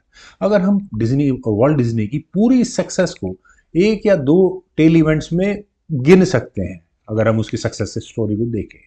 Tell events create inequality, हाँ, ये नेचुरल है। मॉर्गन बताते हैं कि क्यों कुछ लोग या कंपनीज डिसप्रोपोर्शनेट रूप में सक्सेसफुल हो जाती हैं, क्योंकि उनकी जर्नी टेल इवेंट्स ड्रिवन होती है। इसे अनफेयर समझना बिल्कुल गलत है, ये नेचर का रूल है। फ्रेंड्स, यहाँ मॉर्गन कहते हैं you can be wrong half the time and still make fortune if you let your tail events run freely. Finance का पूरा खेल एवरेज डिसीजंस के बीच में कुछ रेयर एक्सट्रीम सक्सेस को सर्वाइव करना और होल्ड करना है। Most of your success will come from few things, so you must never forced out of the game. यानी इन्वेस्ट करके टिके रहे, विनर्स को ग्रो करने दें, पैनिक सेलिंग थोड़ा बचें सोच समझ कर, शॉर्ट टर्म फेलियर से तो डरना नहीं है, और टेल्स का इंतजार करें क्योंकि टेल्स यू फेल। चैप्टर 7 की है, चैप्टर का टाइटल है फ्रीडम। फ्रेंड्स, पैसे का अगर हम असली पर्पस देखें तो क्या आपको लगता है कि लग्जरी है? I don't think so. Morgan के अनुसार तो बिल्कुल नहीं। उन पैसे का असली मतलब है फ्रीडम। फ्रीडम का मतलब अपना टाइम कंट्रोल करना, कब काम करें, कितना काम करें, किसके साथ काम करें, ब्रेक लेने की ऑटोनॉमी और इमरजेंसी में मेंटल पीस। हाउसल कहते हैं कि ह्यूमन हैप्पीनेस का सबसे बड़ा फैक्टर है control your time and money gives that control. तो चलिए फ्रेंड्स, करते हैं इस चैप्टर को शुरू। Chapter 7, freedom. Friends, Morgan Housel यहाँ कहते हैं the highest form of wealth is the ability to control your time. यानी असली अमीरी पैसा नहीं है, बड़ा घर नहीं है, लग्जरी कार नहीं है, ब्रांडेड लाइफ नहीं है। असली अमीरी है अपने समय पर नियंत्रण। जब आप ये तय कर सकें कि कब काम करना है, किसके साथ काम करना है, कब नहीं करना है, कब छुट्टी लेनी है, किस चीज़ को हाँ कहना है और किसे ना, यही असली freedom. Freedom means the ultimate currency. Friends, इस चैप्टर में सबसे पावरफुल इंसाइट यही है, लोगों को पैसा नहीं चाहिए, लोगों को पैसा इसलिए चाहिए ताकि वो कंट्रोल को खरीद सके, अपनी लाइफ पर ऑटोनॉमी मिल सके। मॉर्गन कहते हैं people want to be in control of their time because time is life. When you lose control of your time, you lose control of your life. इसलिए पैसा केवल एक माध्यम है, डेस्टिनेशन तो फ्रीडम प्राप्त करना है। The illusion of wealth without freedom. Friends, बहुत से लोग वेल्थ किसे मानते हैं? महंगी कारों को, गैजेट्स को, फैंसी लाइफस्टाइल को। लेकिन मॉर्गन बताते हैं कि बहुत से रईस लोग भी फ्री नहीं होते, क्योंकि उनका शेड्यूल ओवरलोडेड होता है, मीटिंग से भरा रहता है, डेडलाइंस दबाव बनाती रहती है, लाइफस्टाइल मेंटेनेंस बहुत स्ट्रेस देता है, सोशल इमेज मेंटेन करने का दबाव हमेशा बना रहता है, वर्क लाइफ पूरी तरह से इम्बैलेंस चलती है और फैमिली टाइम किसी के पास नहीं है। मनी है लेकिन कंट्रोल नहीं है। अगर लाइफ में कंट्रोल नहीं है तो आपकी सारी संपत्ति बेकार है। Freedom matters because human hate being बॉस्ड around. Morgan psychology के एक बहुत ही डीप पॉइंट पर बात करते हैं। फ्रेंड्स, हम इंसान ऑटोनॉमी लॉस को फिजिकल पेन जैसा दर्द महसूस करते हैं उस पर। जब आपकी पसंद आपके हाथ में नहीं होती तो फ्रस्ट्रेशन बढ़ती है, और जब आप फोर्स चॉइसेस करते हैं तो आपकी खुशी घटती है। इसलिए फ्रीडम का मतलब साइकोलॉजिकल वेलबींग, फोर्स शेड्यूल का मतलब मेंटल डिस्कम्फर्ट, और वहीं एटोनॉमी का मतलब हैप्पीनेस मल्टीप्लायर। मॉर्गन अपनी इस किताब में कहते हैं the highest dividend money page is the ability to control your schedule. The story of the American dream. Friends, Morgan इस चैप्टर में भी बहुत सी रियल लाइफ एग्जाम्पल देते हैं। मॉर्गन ने यहाँ फाइनेंशियल हिस्ट्री पढ़ते समय देखा था कि 19वीं शताब्दी में लोग फैक्ट्रीज में काम करते थे, घड़ी के अनुसार काम चलता था, बिल्कुल फिक्स शिफ्ट्स होती थी, कोई फ्रीडम था नहीं और डिसिप्लिन पूरी तरह से स्ट्रिक्ट था। तो उस समय के लोगों का क्या सपना था कि अपना खुद का टाइम हो, खुद का बिजनेस हो, खुद की मेहनत हो और खुद को ही रिवॉर्ड मिले। आज भी मॉडर्न ह्यूमंस की प्राइमरी एस्पिरेशन यही है, control over life. Though looks like money but actual desire is freedom. Why schedule autonomy creates massive happiness. Morgan लिखते हैं कि लाइफ में सबसे बड़ी खुशी ये है कि आप किसी भी मोमेंट में ये कह सके कि मैं अब ये नहीं करना चाहता। This single sentence is the ultimate power. Freedom simple चीज़ों में छुपा हुआ है। सुबह आप अपना टाइम टेबल खुद सेट करें, बच्चों के साथ समय बिताएं, वॉक पर जब जाना है आप जा सकें, वर्कआउट क्या करना है आप चूज करें, किसी टॉक्सिक क्लाइंट को ना बोलने की आज़ादी, और सबसे बड़ा, अगर आप जॉब करते हैं तो ऑफिस पॉलिटिक्स से बाहर निकल जाना। मॉर्गन इसे एवरीडे लग्जरी कहते हैं, जो कोई बेंटली, रोलेक्स या आईफोन आपको नहीं दे सकता। Y most people don't feel free even after becoming rich. Morgan एक शॉकिंग सच्चाई यहाँ बताते हैं, मनी क्या देता है? फ्रीडम नहीं बढ़ाता, ऑब्लिगेशंस बढ़ाता है। इसका कारण क्या है? Friends, lifestyle inflation. बड़ा घर, अगर आपने बड़ा घर ले लिया तो महंगी ईएमआई, ज़्यादा ईएमआईज आपको पे करनी पड़ेंगी। एक्सपेंसिव लाइफस्टाइल, उसे मेंटेन करने का स्ट्रेस रहेगा। लग्जरी, लग्जरी ठीक है दिखने में अच्छी लगती है, लेकिन उसके साथ लाइबिलिटीज़ भी आते हैं। छोटा सा एग्जांपल, अगर आप कोई महंगी गाड़ी लेते हैं तो हर साल आपको जो उसका इंश्योरेंस देना पड़ता है वो उतना ही ज़्यादा देना पड़ता है, तो एक लाइबिलिटी है। Social expectations, status pressure, workload बढ़ जाता है, मोर मीटिंग्स, मोर रिस्पॉन्सिबिलिटी। इसलिए लोग अमीर होने के बाद भी अपने आप को ट्रैप्ड महसूस करते हैं। They have money but no time. Freedom begins with lower expectations, not higher income. Morgan यहाँ बताते हैं, you can have freedom with modest income if your expectations are low, but you can be slave with high income if your expectations are high। Freedom mindset से आती है। Simple living, low commitment, minimal fix expenses, emergency money, flexibility, frugal habits, ये सब आपकी time autonomy को strengthen करते हैं। Time is the only non renewable resources. Friends, सब कुछ वापस आ सकता है, पैसा वापस आ सकता है, अगर आपकी जॉब चली गई है वो आपको वापस मिल सकती है, कहीं फेलियर मिला है उससे आप रिकवर कर सकते हैं, एसेट्स दोबारा बन सकते हैं, लेकिन एक बार जो समय चला गया वो कभी वापस नहीं आने वाला। This makes time infinitely more valuable then money. तब समय से ज़्यादा महंगा इस दुनिया में कुछ नहीं है। सबसे बड़े एग्जाम्पल है कम्यूट रिड्यूस करना, डेलीगेशंस करना, वीकेंड के लिए फ्री रहना, टाइम वेस्टिंग कमिटमेंट्स को हटाना, इनफ मनी सेव करके रखना ताकि छोटी इमरजेंसीज भी आपको कंट्रोल ना कर पाए। Why small financial flexibility means big life freedom. Morgan बताते हैं कि वेल्थ का सबसे बड़ा पर्पस क्या है, इमरजेंसी में फोर्स डिसीजन ना लेने पड़े, किसी टॉक्सिक जॉब को छोड़ने की कैपेसिटी, किसी भी रिश्ते को सम्मान के साथ संभालना, अपनी हेल्थ के लिए समय निकालना, अपने पैशन को परस्यू करने का स्पेस। सबसे बड़ी बात, financial flexibility leads to life flexibility that leads to freedom। the power of no। Friends, इस चैप्टर की सबसे पावरफुल हिडन आइडिया यही है, you can not say no then you are not free. अगर आपके पास पैसा है, सब कुछ है, टॉक्सिक क्लाइंट को नहीं कह सकते तो आपके पास कुछ नहीं है, बॉस के प्रेशर को नहीं कह सकते, नो ना कर सके तब भी लाइफ ऐसे ही है। अननेसेसरी वर्क को नो नहीं कर सकते, वीकेंड सेक्रीफाइसेस से बच नहीं सकते, तो पैसा होने के बावजूद भी आप फ्री बिल्कुल नहीं है, मतलब फ्रीडम नहीं है आपके पास। Autonomy means ability to say yes और no as per your will. Rich people who lives like prisoner. Morgan लिखते हैं कि बहुत सारे मिलीनियर्स बिलीनियर्स वेल्थ के प्रिजनर बन जाते हैं। उन्हें लगता है कि जितनी ज़्यादा लग्जरी खरीदेंगे उतना वे खुश रहेंगे, लेकिन हर लग्जरी एक जिम्मेदारी और कमिटमेंट ले आती है। उनका कैलेंडर फुल हो चुका होता है और उनका माइंड 24 घंटे बिजी रहता है, सोते हुए भी। उनका टाइम उनका ना होकर दूसरों का हो जाता है। फ्रीडम स्लोली डिसॉल्व हो जाती है। Freedom comes with flexibility, not riches. Morgan बताते हैं, जेन्युइनली फ्री लोग अक्सर मिडिल क्लास अर्नर होते हैं, हाई सेविंग रिटर्न्स रखते हैं, लो एक्सपेक्टेशंस होती हैं लाइफ से उनकी, फ्री टाइम को प्रायोरिटी देखते हैं और सेफ्टी मनी हमेशा उनके पास रहती है। इसकी तुलना में हाई इनकम लोग हमेशा स्ट्रेस में मिलेंगे और समय के सबसे ज़्यादा गरीब वही लोग होते हैं, ऑब्लिगेशन से भरे रहते हैं, फैमिली टाइम उनके लाइफ में होता नहीं है और उसकी वजह से हेल्थ खराब रहती है। मतलब पैसे के माने फ्रीडम नहीं है, फ्लेक्सिबिलिटी के माने फ्रीडम है। Investing angle, freedom improves decision making.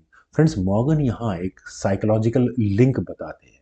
अगर आपके पास समय और पैसे का कुशन है तो आप पैनिक डिसीजन नहीं लेते, आप शॉर्ट टर्म मार्केट से पैनिक नहीं होते। स्टॉक मार्केट की यहाँ बात हो रही है या किसी भी तरह की इक्विटी मार्केट की। आप फियर बेस्ड सेलिंग नहीं करते, आप लॉन्ग टर्म कंपाउंडिंग को एंजॉय कर सकते हैं। लेकिन अगर आपको हर बार ईएमआई, बिल्स, एक्सपेंसेस समय पर भरने का इनका दिमाग में रहता है तो आप हर छोटी गिरावट से डरेंगे और इसका इफेक्ट आपकी इन्वेस्टिंग पर बहुत बुरा पड़ता है। Hence freedom means better investing decision, the real luxury of future. Morgan कहते हैं कि मॉडर्न वर्ल्ड में future luxury expensive gadgets, shiny cars, huge mansions नहीं होंगे। भविष्य में लग्जरी का सीधा सा एक ही मतलब होगा, कंट्रोल ओवर टाइम। क्योंकि दुनिया बहुत फास्ट हो चुकी है, डिस्ट्रैक्शन बढ़ रहे हैं, कमिटमेंट्स बढ़ रहे हैं और डिजिटल प्रेशर अननेसेसरीली बढ़ता जा रहा है। इसमें जिस इंसान को अपना टाइम मिलेगा वही सबसे अमीर होगा। फ्रेंड्स, इस चैप्टर में मॉर्गन का core message, you will never feel rich until you feel free। A life with time autonomy feels better than a life with high income but no control। Chapter 8 तक हम पहुंच चुके हैं।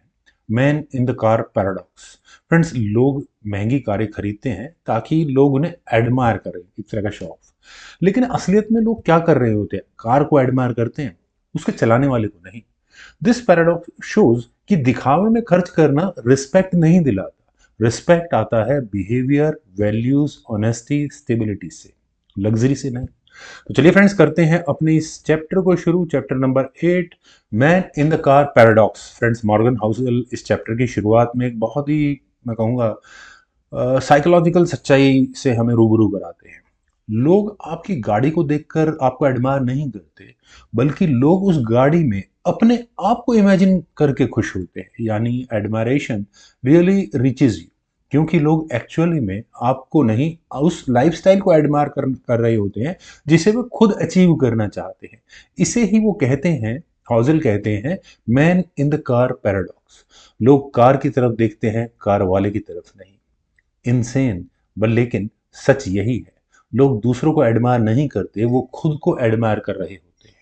Morgan बताते हैं, जब कोई आदमी 1 करोड़ की कार चलाता है, BMW, Mercedes, Audi, range rover, तो वो सोचता है कि आसपास के लोग उसे देख रहे होंगे। वाह, क्या पर्सनैलिटी है, क्या स्टेटस है, क्या आदमी है। लेकिन वास्तव में क्या सच में ऐसा सोच रहे होते हैं? लोग सोचते हैं कि काश मेरे पास भी ये कार होती, मैं ऐसे ही ड्राइव करता और ऐसा ही रईस में दिखता। यानी योर कार, लेकिन सपने उनके हैं। उनके सपनों में फ्रेंड्स, आप खुद ही सोचिए कि आपको कौन एडमायर करने वाला है। ये एक डीप बिहेवियरल इंसाइट है। Admiration isn't transferred, it's ego centred. लोग सिर्फ अपना इमेजिनेशन फुलफिल कर रहे होते हैं। ये पैराडॉक्स पैसे के साथ क्या क्या बताता है? फ्रेंड्स, पैसे के साथ सबसे बड़ा इल्यूजन है, अगर मैं लग्जरी चीज़ें खरीदूंगा तो लोग मुझे एडमायर करेंगे। लेकिन असल में लोग लग्जरी को एडमायर करते हैं, आपको नहीं। ये एक कड़वी सच्चाई है। मॉर्गन कहते हैं, you think the fancy car will make you people respect you, but others see the car and picture themselves it, so the respect never reaches you, it stage with in them. Wealth versus signal. Friends, असली problem यहीं से शुरू होती है। ये chapter एक बड़ा psychological trap explain करता है। हम वेल्थ को स्टेटस सिग्नल की तरह यूज करते हैं, पर लोग उस स्टेटस सिग्नल को डिकोड नहीं करते जिस तरह से हम सोचते हैं। आप कार खरीदते हैं रिस्पेक्ट के लिए, लेकिन लोग रिस्पेक्ट करते नहीं, वो बस अपने ड्रीम को उस कार के थ्रू विजुअलाइज कर रहे होते हैं। तो इसका मतलब लग्जरी क्या है? रिस्पेक्ट पाने का बहुत ही लो ROI, रिटर्न ऑन इन्वेस्टमेंट वाला तरीका।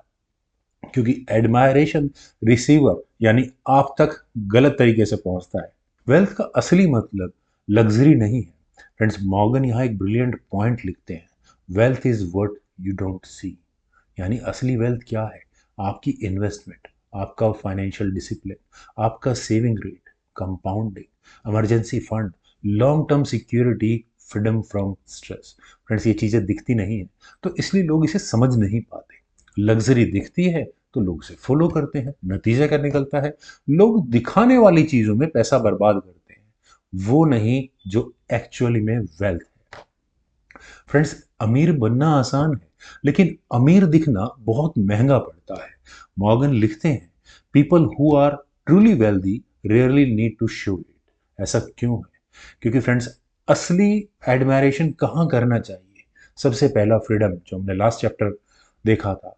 आपके पास टाइम कितना है, मानसिक शांति, आपकी पीस कितना है, आपके पास security, control over your time, independence. लेकिन हम क्या सोचते हैं कि लोग क्या एडमायर करते होंगे? महंगी कारें, घड़ियां, लग्जरी आइटम्स, लाइफस्टाइल का दिखावा। कंफ्यूजन यही है, people admire outcome, not symbols. Paradox का lesson, people don't care about you as much as you think. ये बिल्कुल सही बात है। लोग उतना ध्यान नहीं देते जितना हम लोग समझते हैं। वो आपकी लग्जरी को भी अपने इमेजिनेशन के फ्यूल की तरह यूज करते हैं। इस कड़वी सच्चाई से आपका ईगो हर्ट हो सकता है, लेकिन आपको फ्रीडम भी मिल सकती है। क्योंकि अगर लोग आपकी परवाह नहीं करते तो आप खुद को सेटिस्फाई करने के लिए ग्रो कर सकते हैं। लग्जरी खरीदना means inefficient way of gaining respect.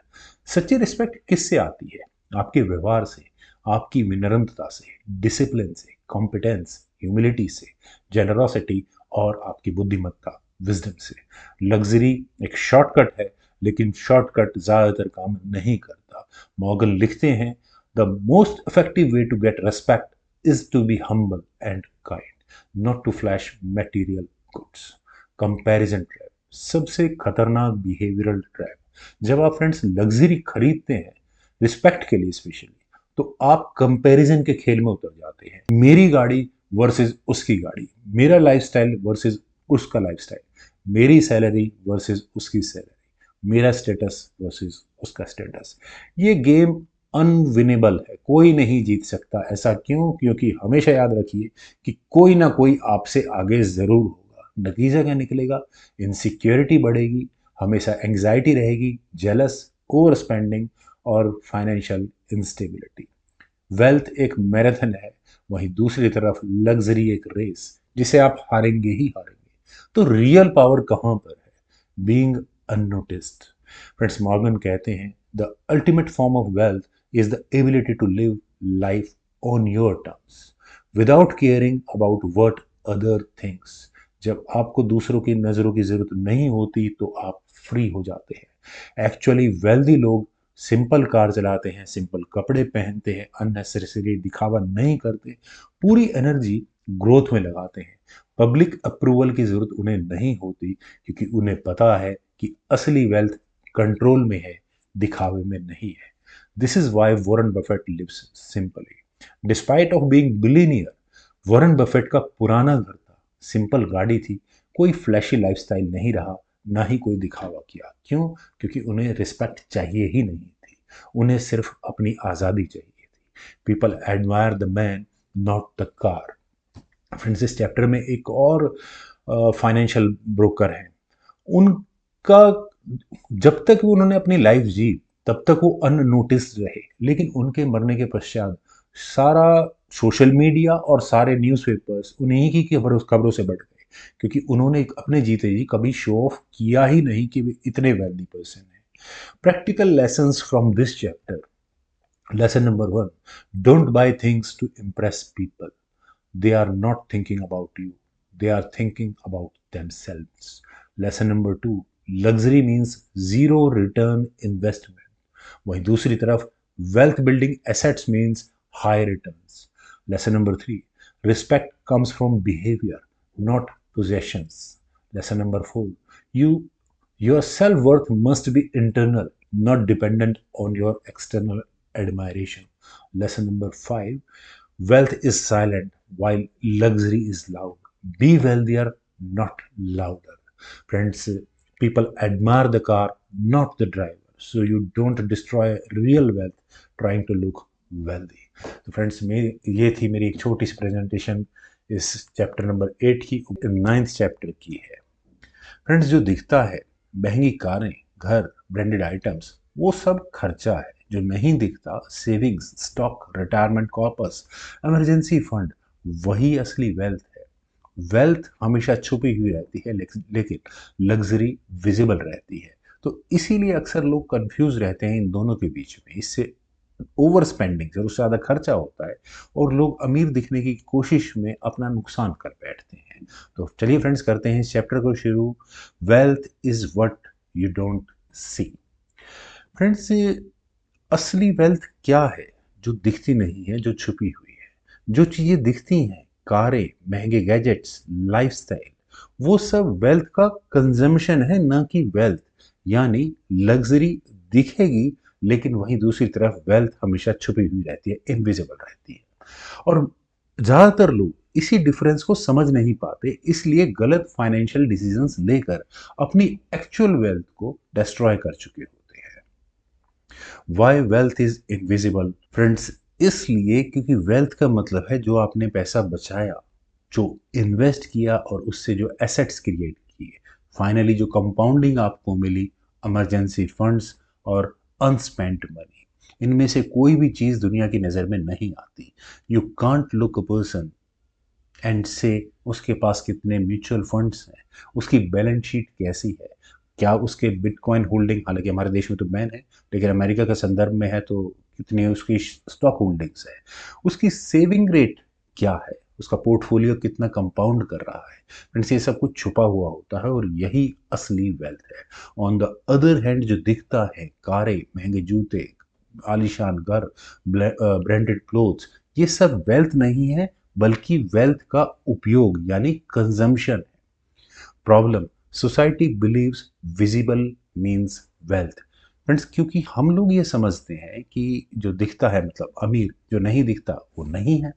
इसलिए लोग एज्यूम कर लेते हैं कि बड़ी कार का मतलब वेल्दी, बड़े घर का मतलब वेल्दी, ब्रांडेड कपड़े रईस आदमी वेल्दी है, विदेश ट्रिप लग रहे हैं बार बार वेल्दी है। लेकिन मॉर्गन यहाँ कहते हैं these are science of spending not wealth.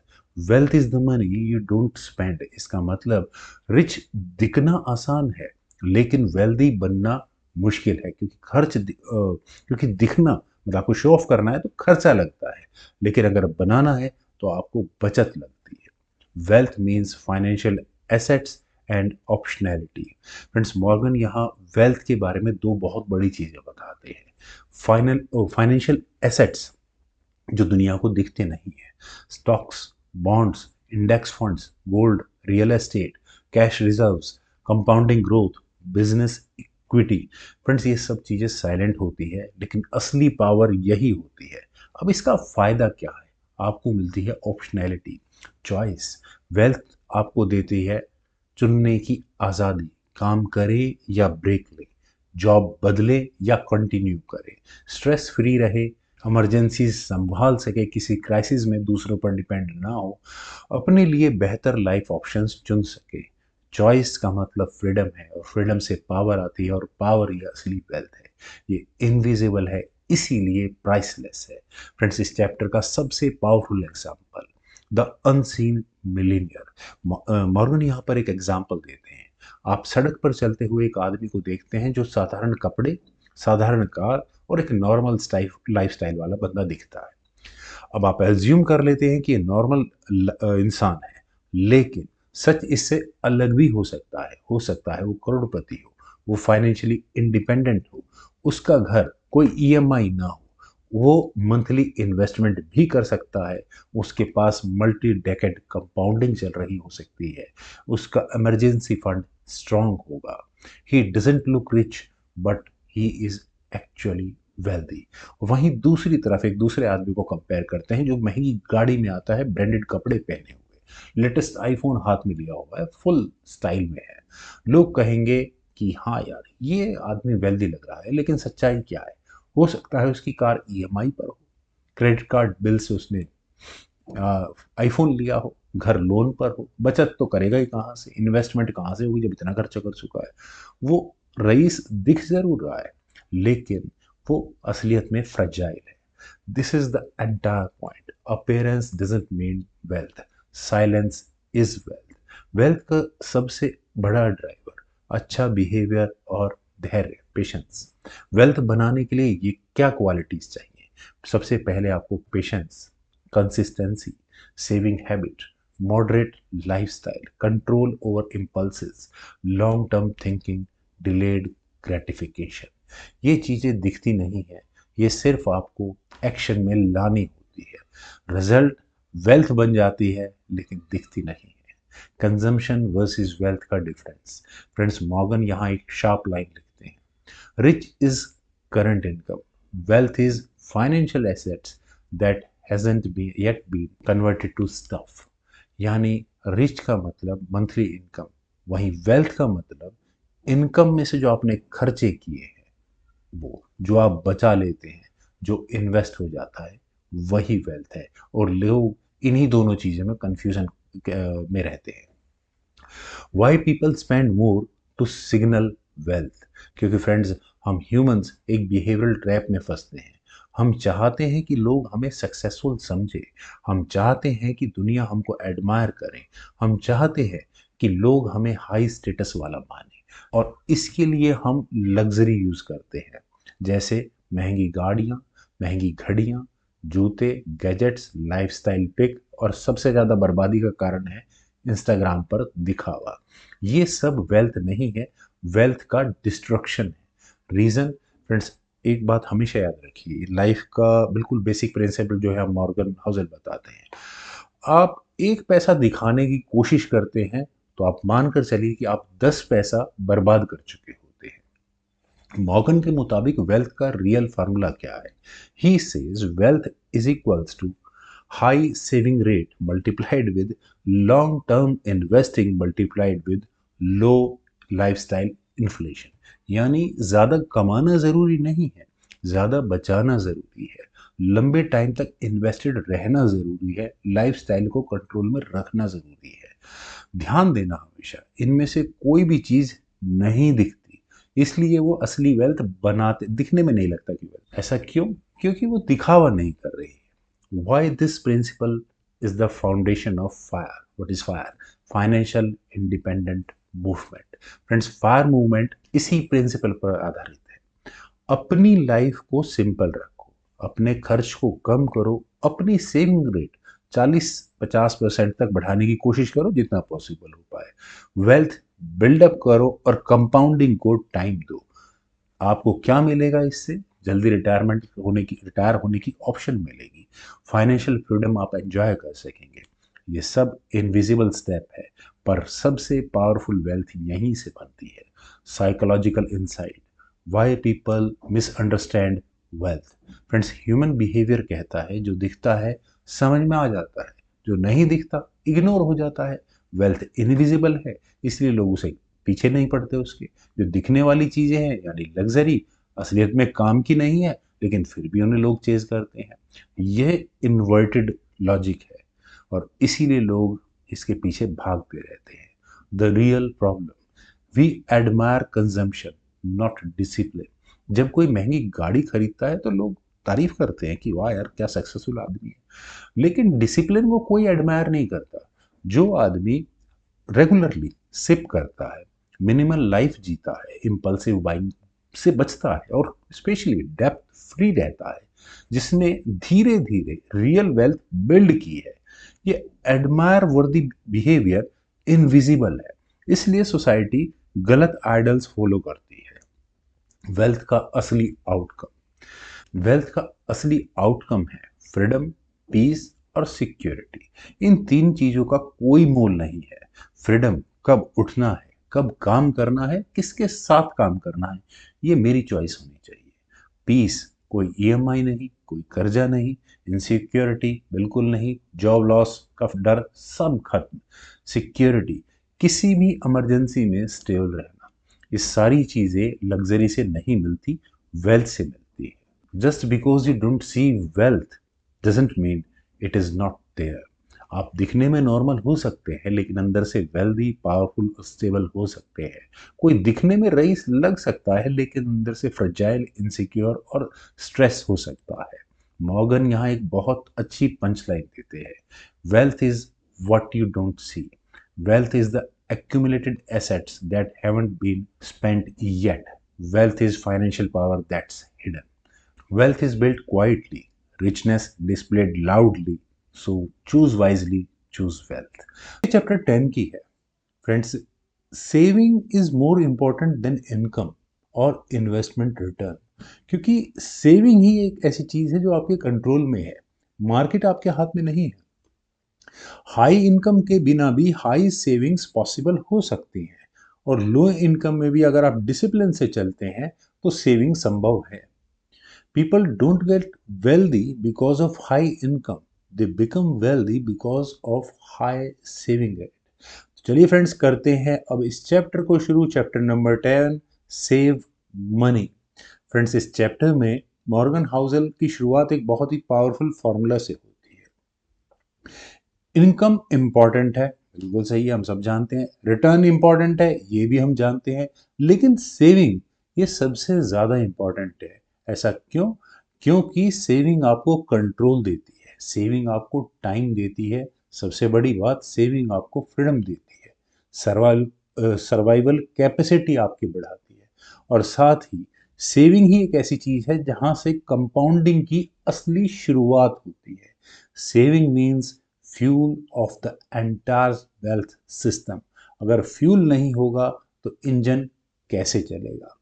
पैसा बचाना, फ्रेंड्स, इंटेलिजेंस नहीं है, ये बिहेवियर है।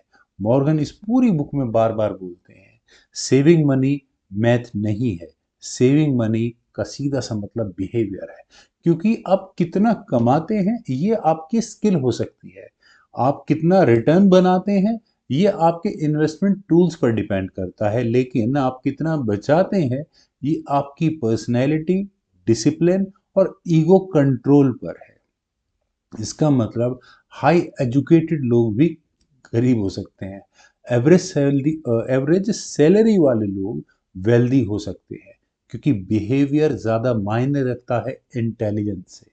आपके पास कितना पैसा बच सकता है ये आपकी इनकम से ज़्यादा लाइफस्टाइल पर डिपेंड करता है। मॉर्गन यहाँ बताते हैं, बहुत लोग, हम लोग अक्सर देखते ही हैं, बार बार बोलते हैं यार मैं कैसे बचाऊं, मेरी सैलरी इतनी कम है। लेकिन सच क्या है? वेल्थ का मतलब हाई सैलरी होना नहीं है, वेल्थ का मतलब हाई सेविंग रेट होना है। सैलरी चाहे कितनी भी हो, 40,000 या 4 लाख, सेविंग पॉसिबल है अगर लाइफस्टाइल को थोड़ा कंट्रोल किया जाए। इसलिए बहुत से लोग करोड़ों कमाकर भी कुछ खास अचीव नहीं कर पाते। वहीं दूसरी तरफ बहुत से लोग एक मिडिल इनकम सेक्शन में होने के बाद भी मल्टी मिलियनियर बन जाते हैं। सेविंग विदाउट रीजन, फ्रेंड्स, सबसे पावरफुल माइंडसेट है। मॉर्गन यहाँ बताते हैं, you don't need a specific reason to save, save for saving sake. क्यों? क्योंकि लाइफ अनप्रडिक्टेबल है, फ्यूचर अनसर्टेन है, इमरजेंसी अचानक कभी भी आ सकती है, कभी भी आपके लिए मौके बन सकते हैं, अपॉर्चुनिटीज यू नेवर नो कब आ जाए। Job losses, health issues, market crash, कुछ भी हो सकता है अगर आपकी सेविंग आपके गोल से जुड़ी हो तो। वहीं अगर आपकी सेविंग्स आपके गोल से जुड़ी हैं, जैसे कार लेना है, घर लेना है, या घूमने जाना है, तो इमरजेंसी जैसे ही आएगी आपकी सेविंग ब्रेक हो जाएगी।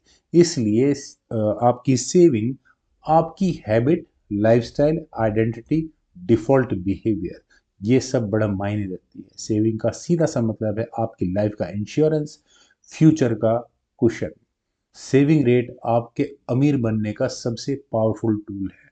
मॉर्गन यहाँ कहते हैं, your saving rate is more important then your income और इन्वेस्टमेंट रिटर्न। ऐसा क्यों है? क्योंकि सेविंग का सीधा सा मतलब है इमीडिएट गारंटेड कंट्रोल।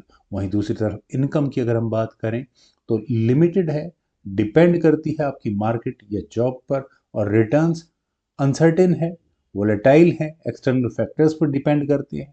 सेविंग ही एक ऐसी चीज है जो पूरी तरह से आपके कंट्रोल में है। एग्जाम्पल, अगर मैं 1 लाख रुपए कमाता हूँ और हर महीने का 10% यानी 10,000 रुपये सेविंग करता हूँ, वहीं कोई दूसरा व्यक्ति 60,000 रुपये महीने कमाता है और परिस्थिति उसकी ऐसी है कि वो 40,000 रुपये बचा सकता है, यानी 24,000 रुपये, तो बी की वेल्थ ज्यादा तेजी से ग्रो करेगी। वेल्थ बनती है अपनी इच्छा से कम, लिविंग स्टाइल से ज्यादा।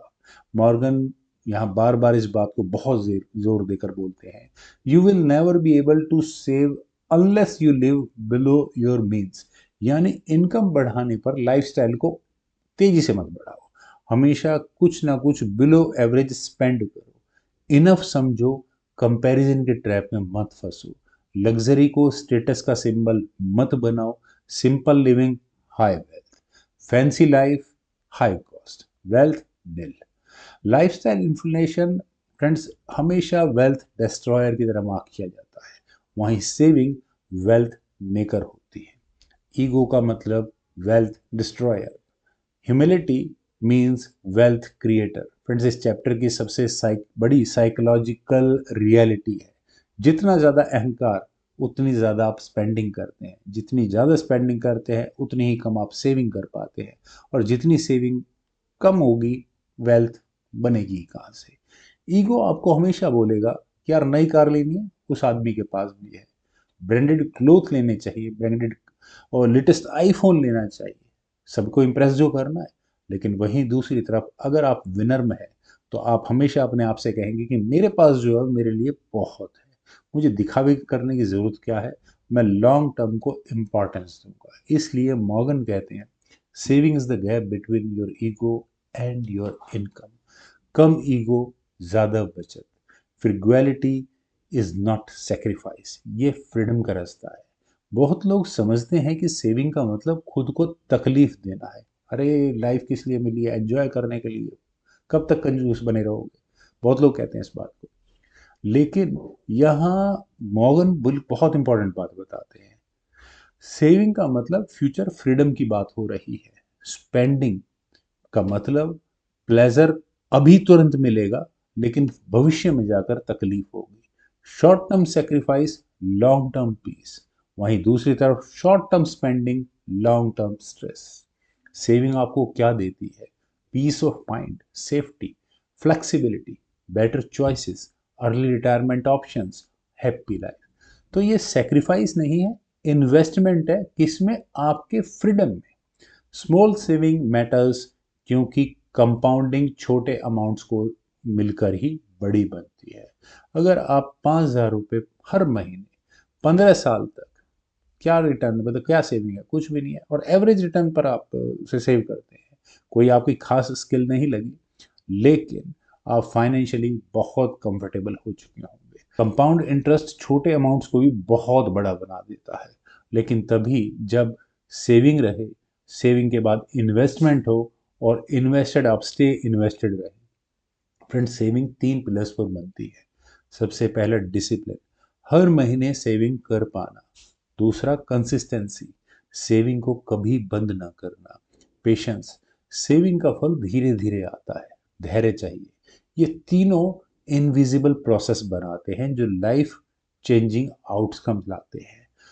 क्यों ऐसा होता है कि अमीर लोग सेविंग करते हैं और वे तो जो थोड़ा ज़्यादा ही सेविंग करते हैं?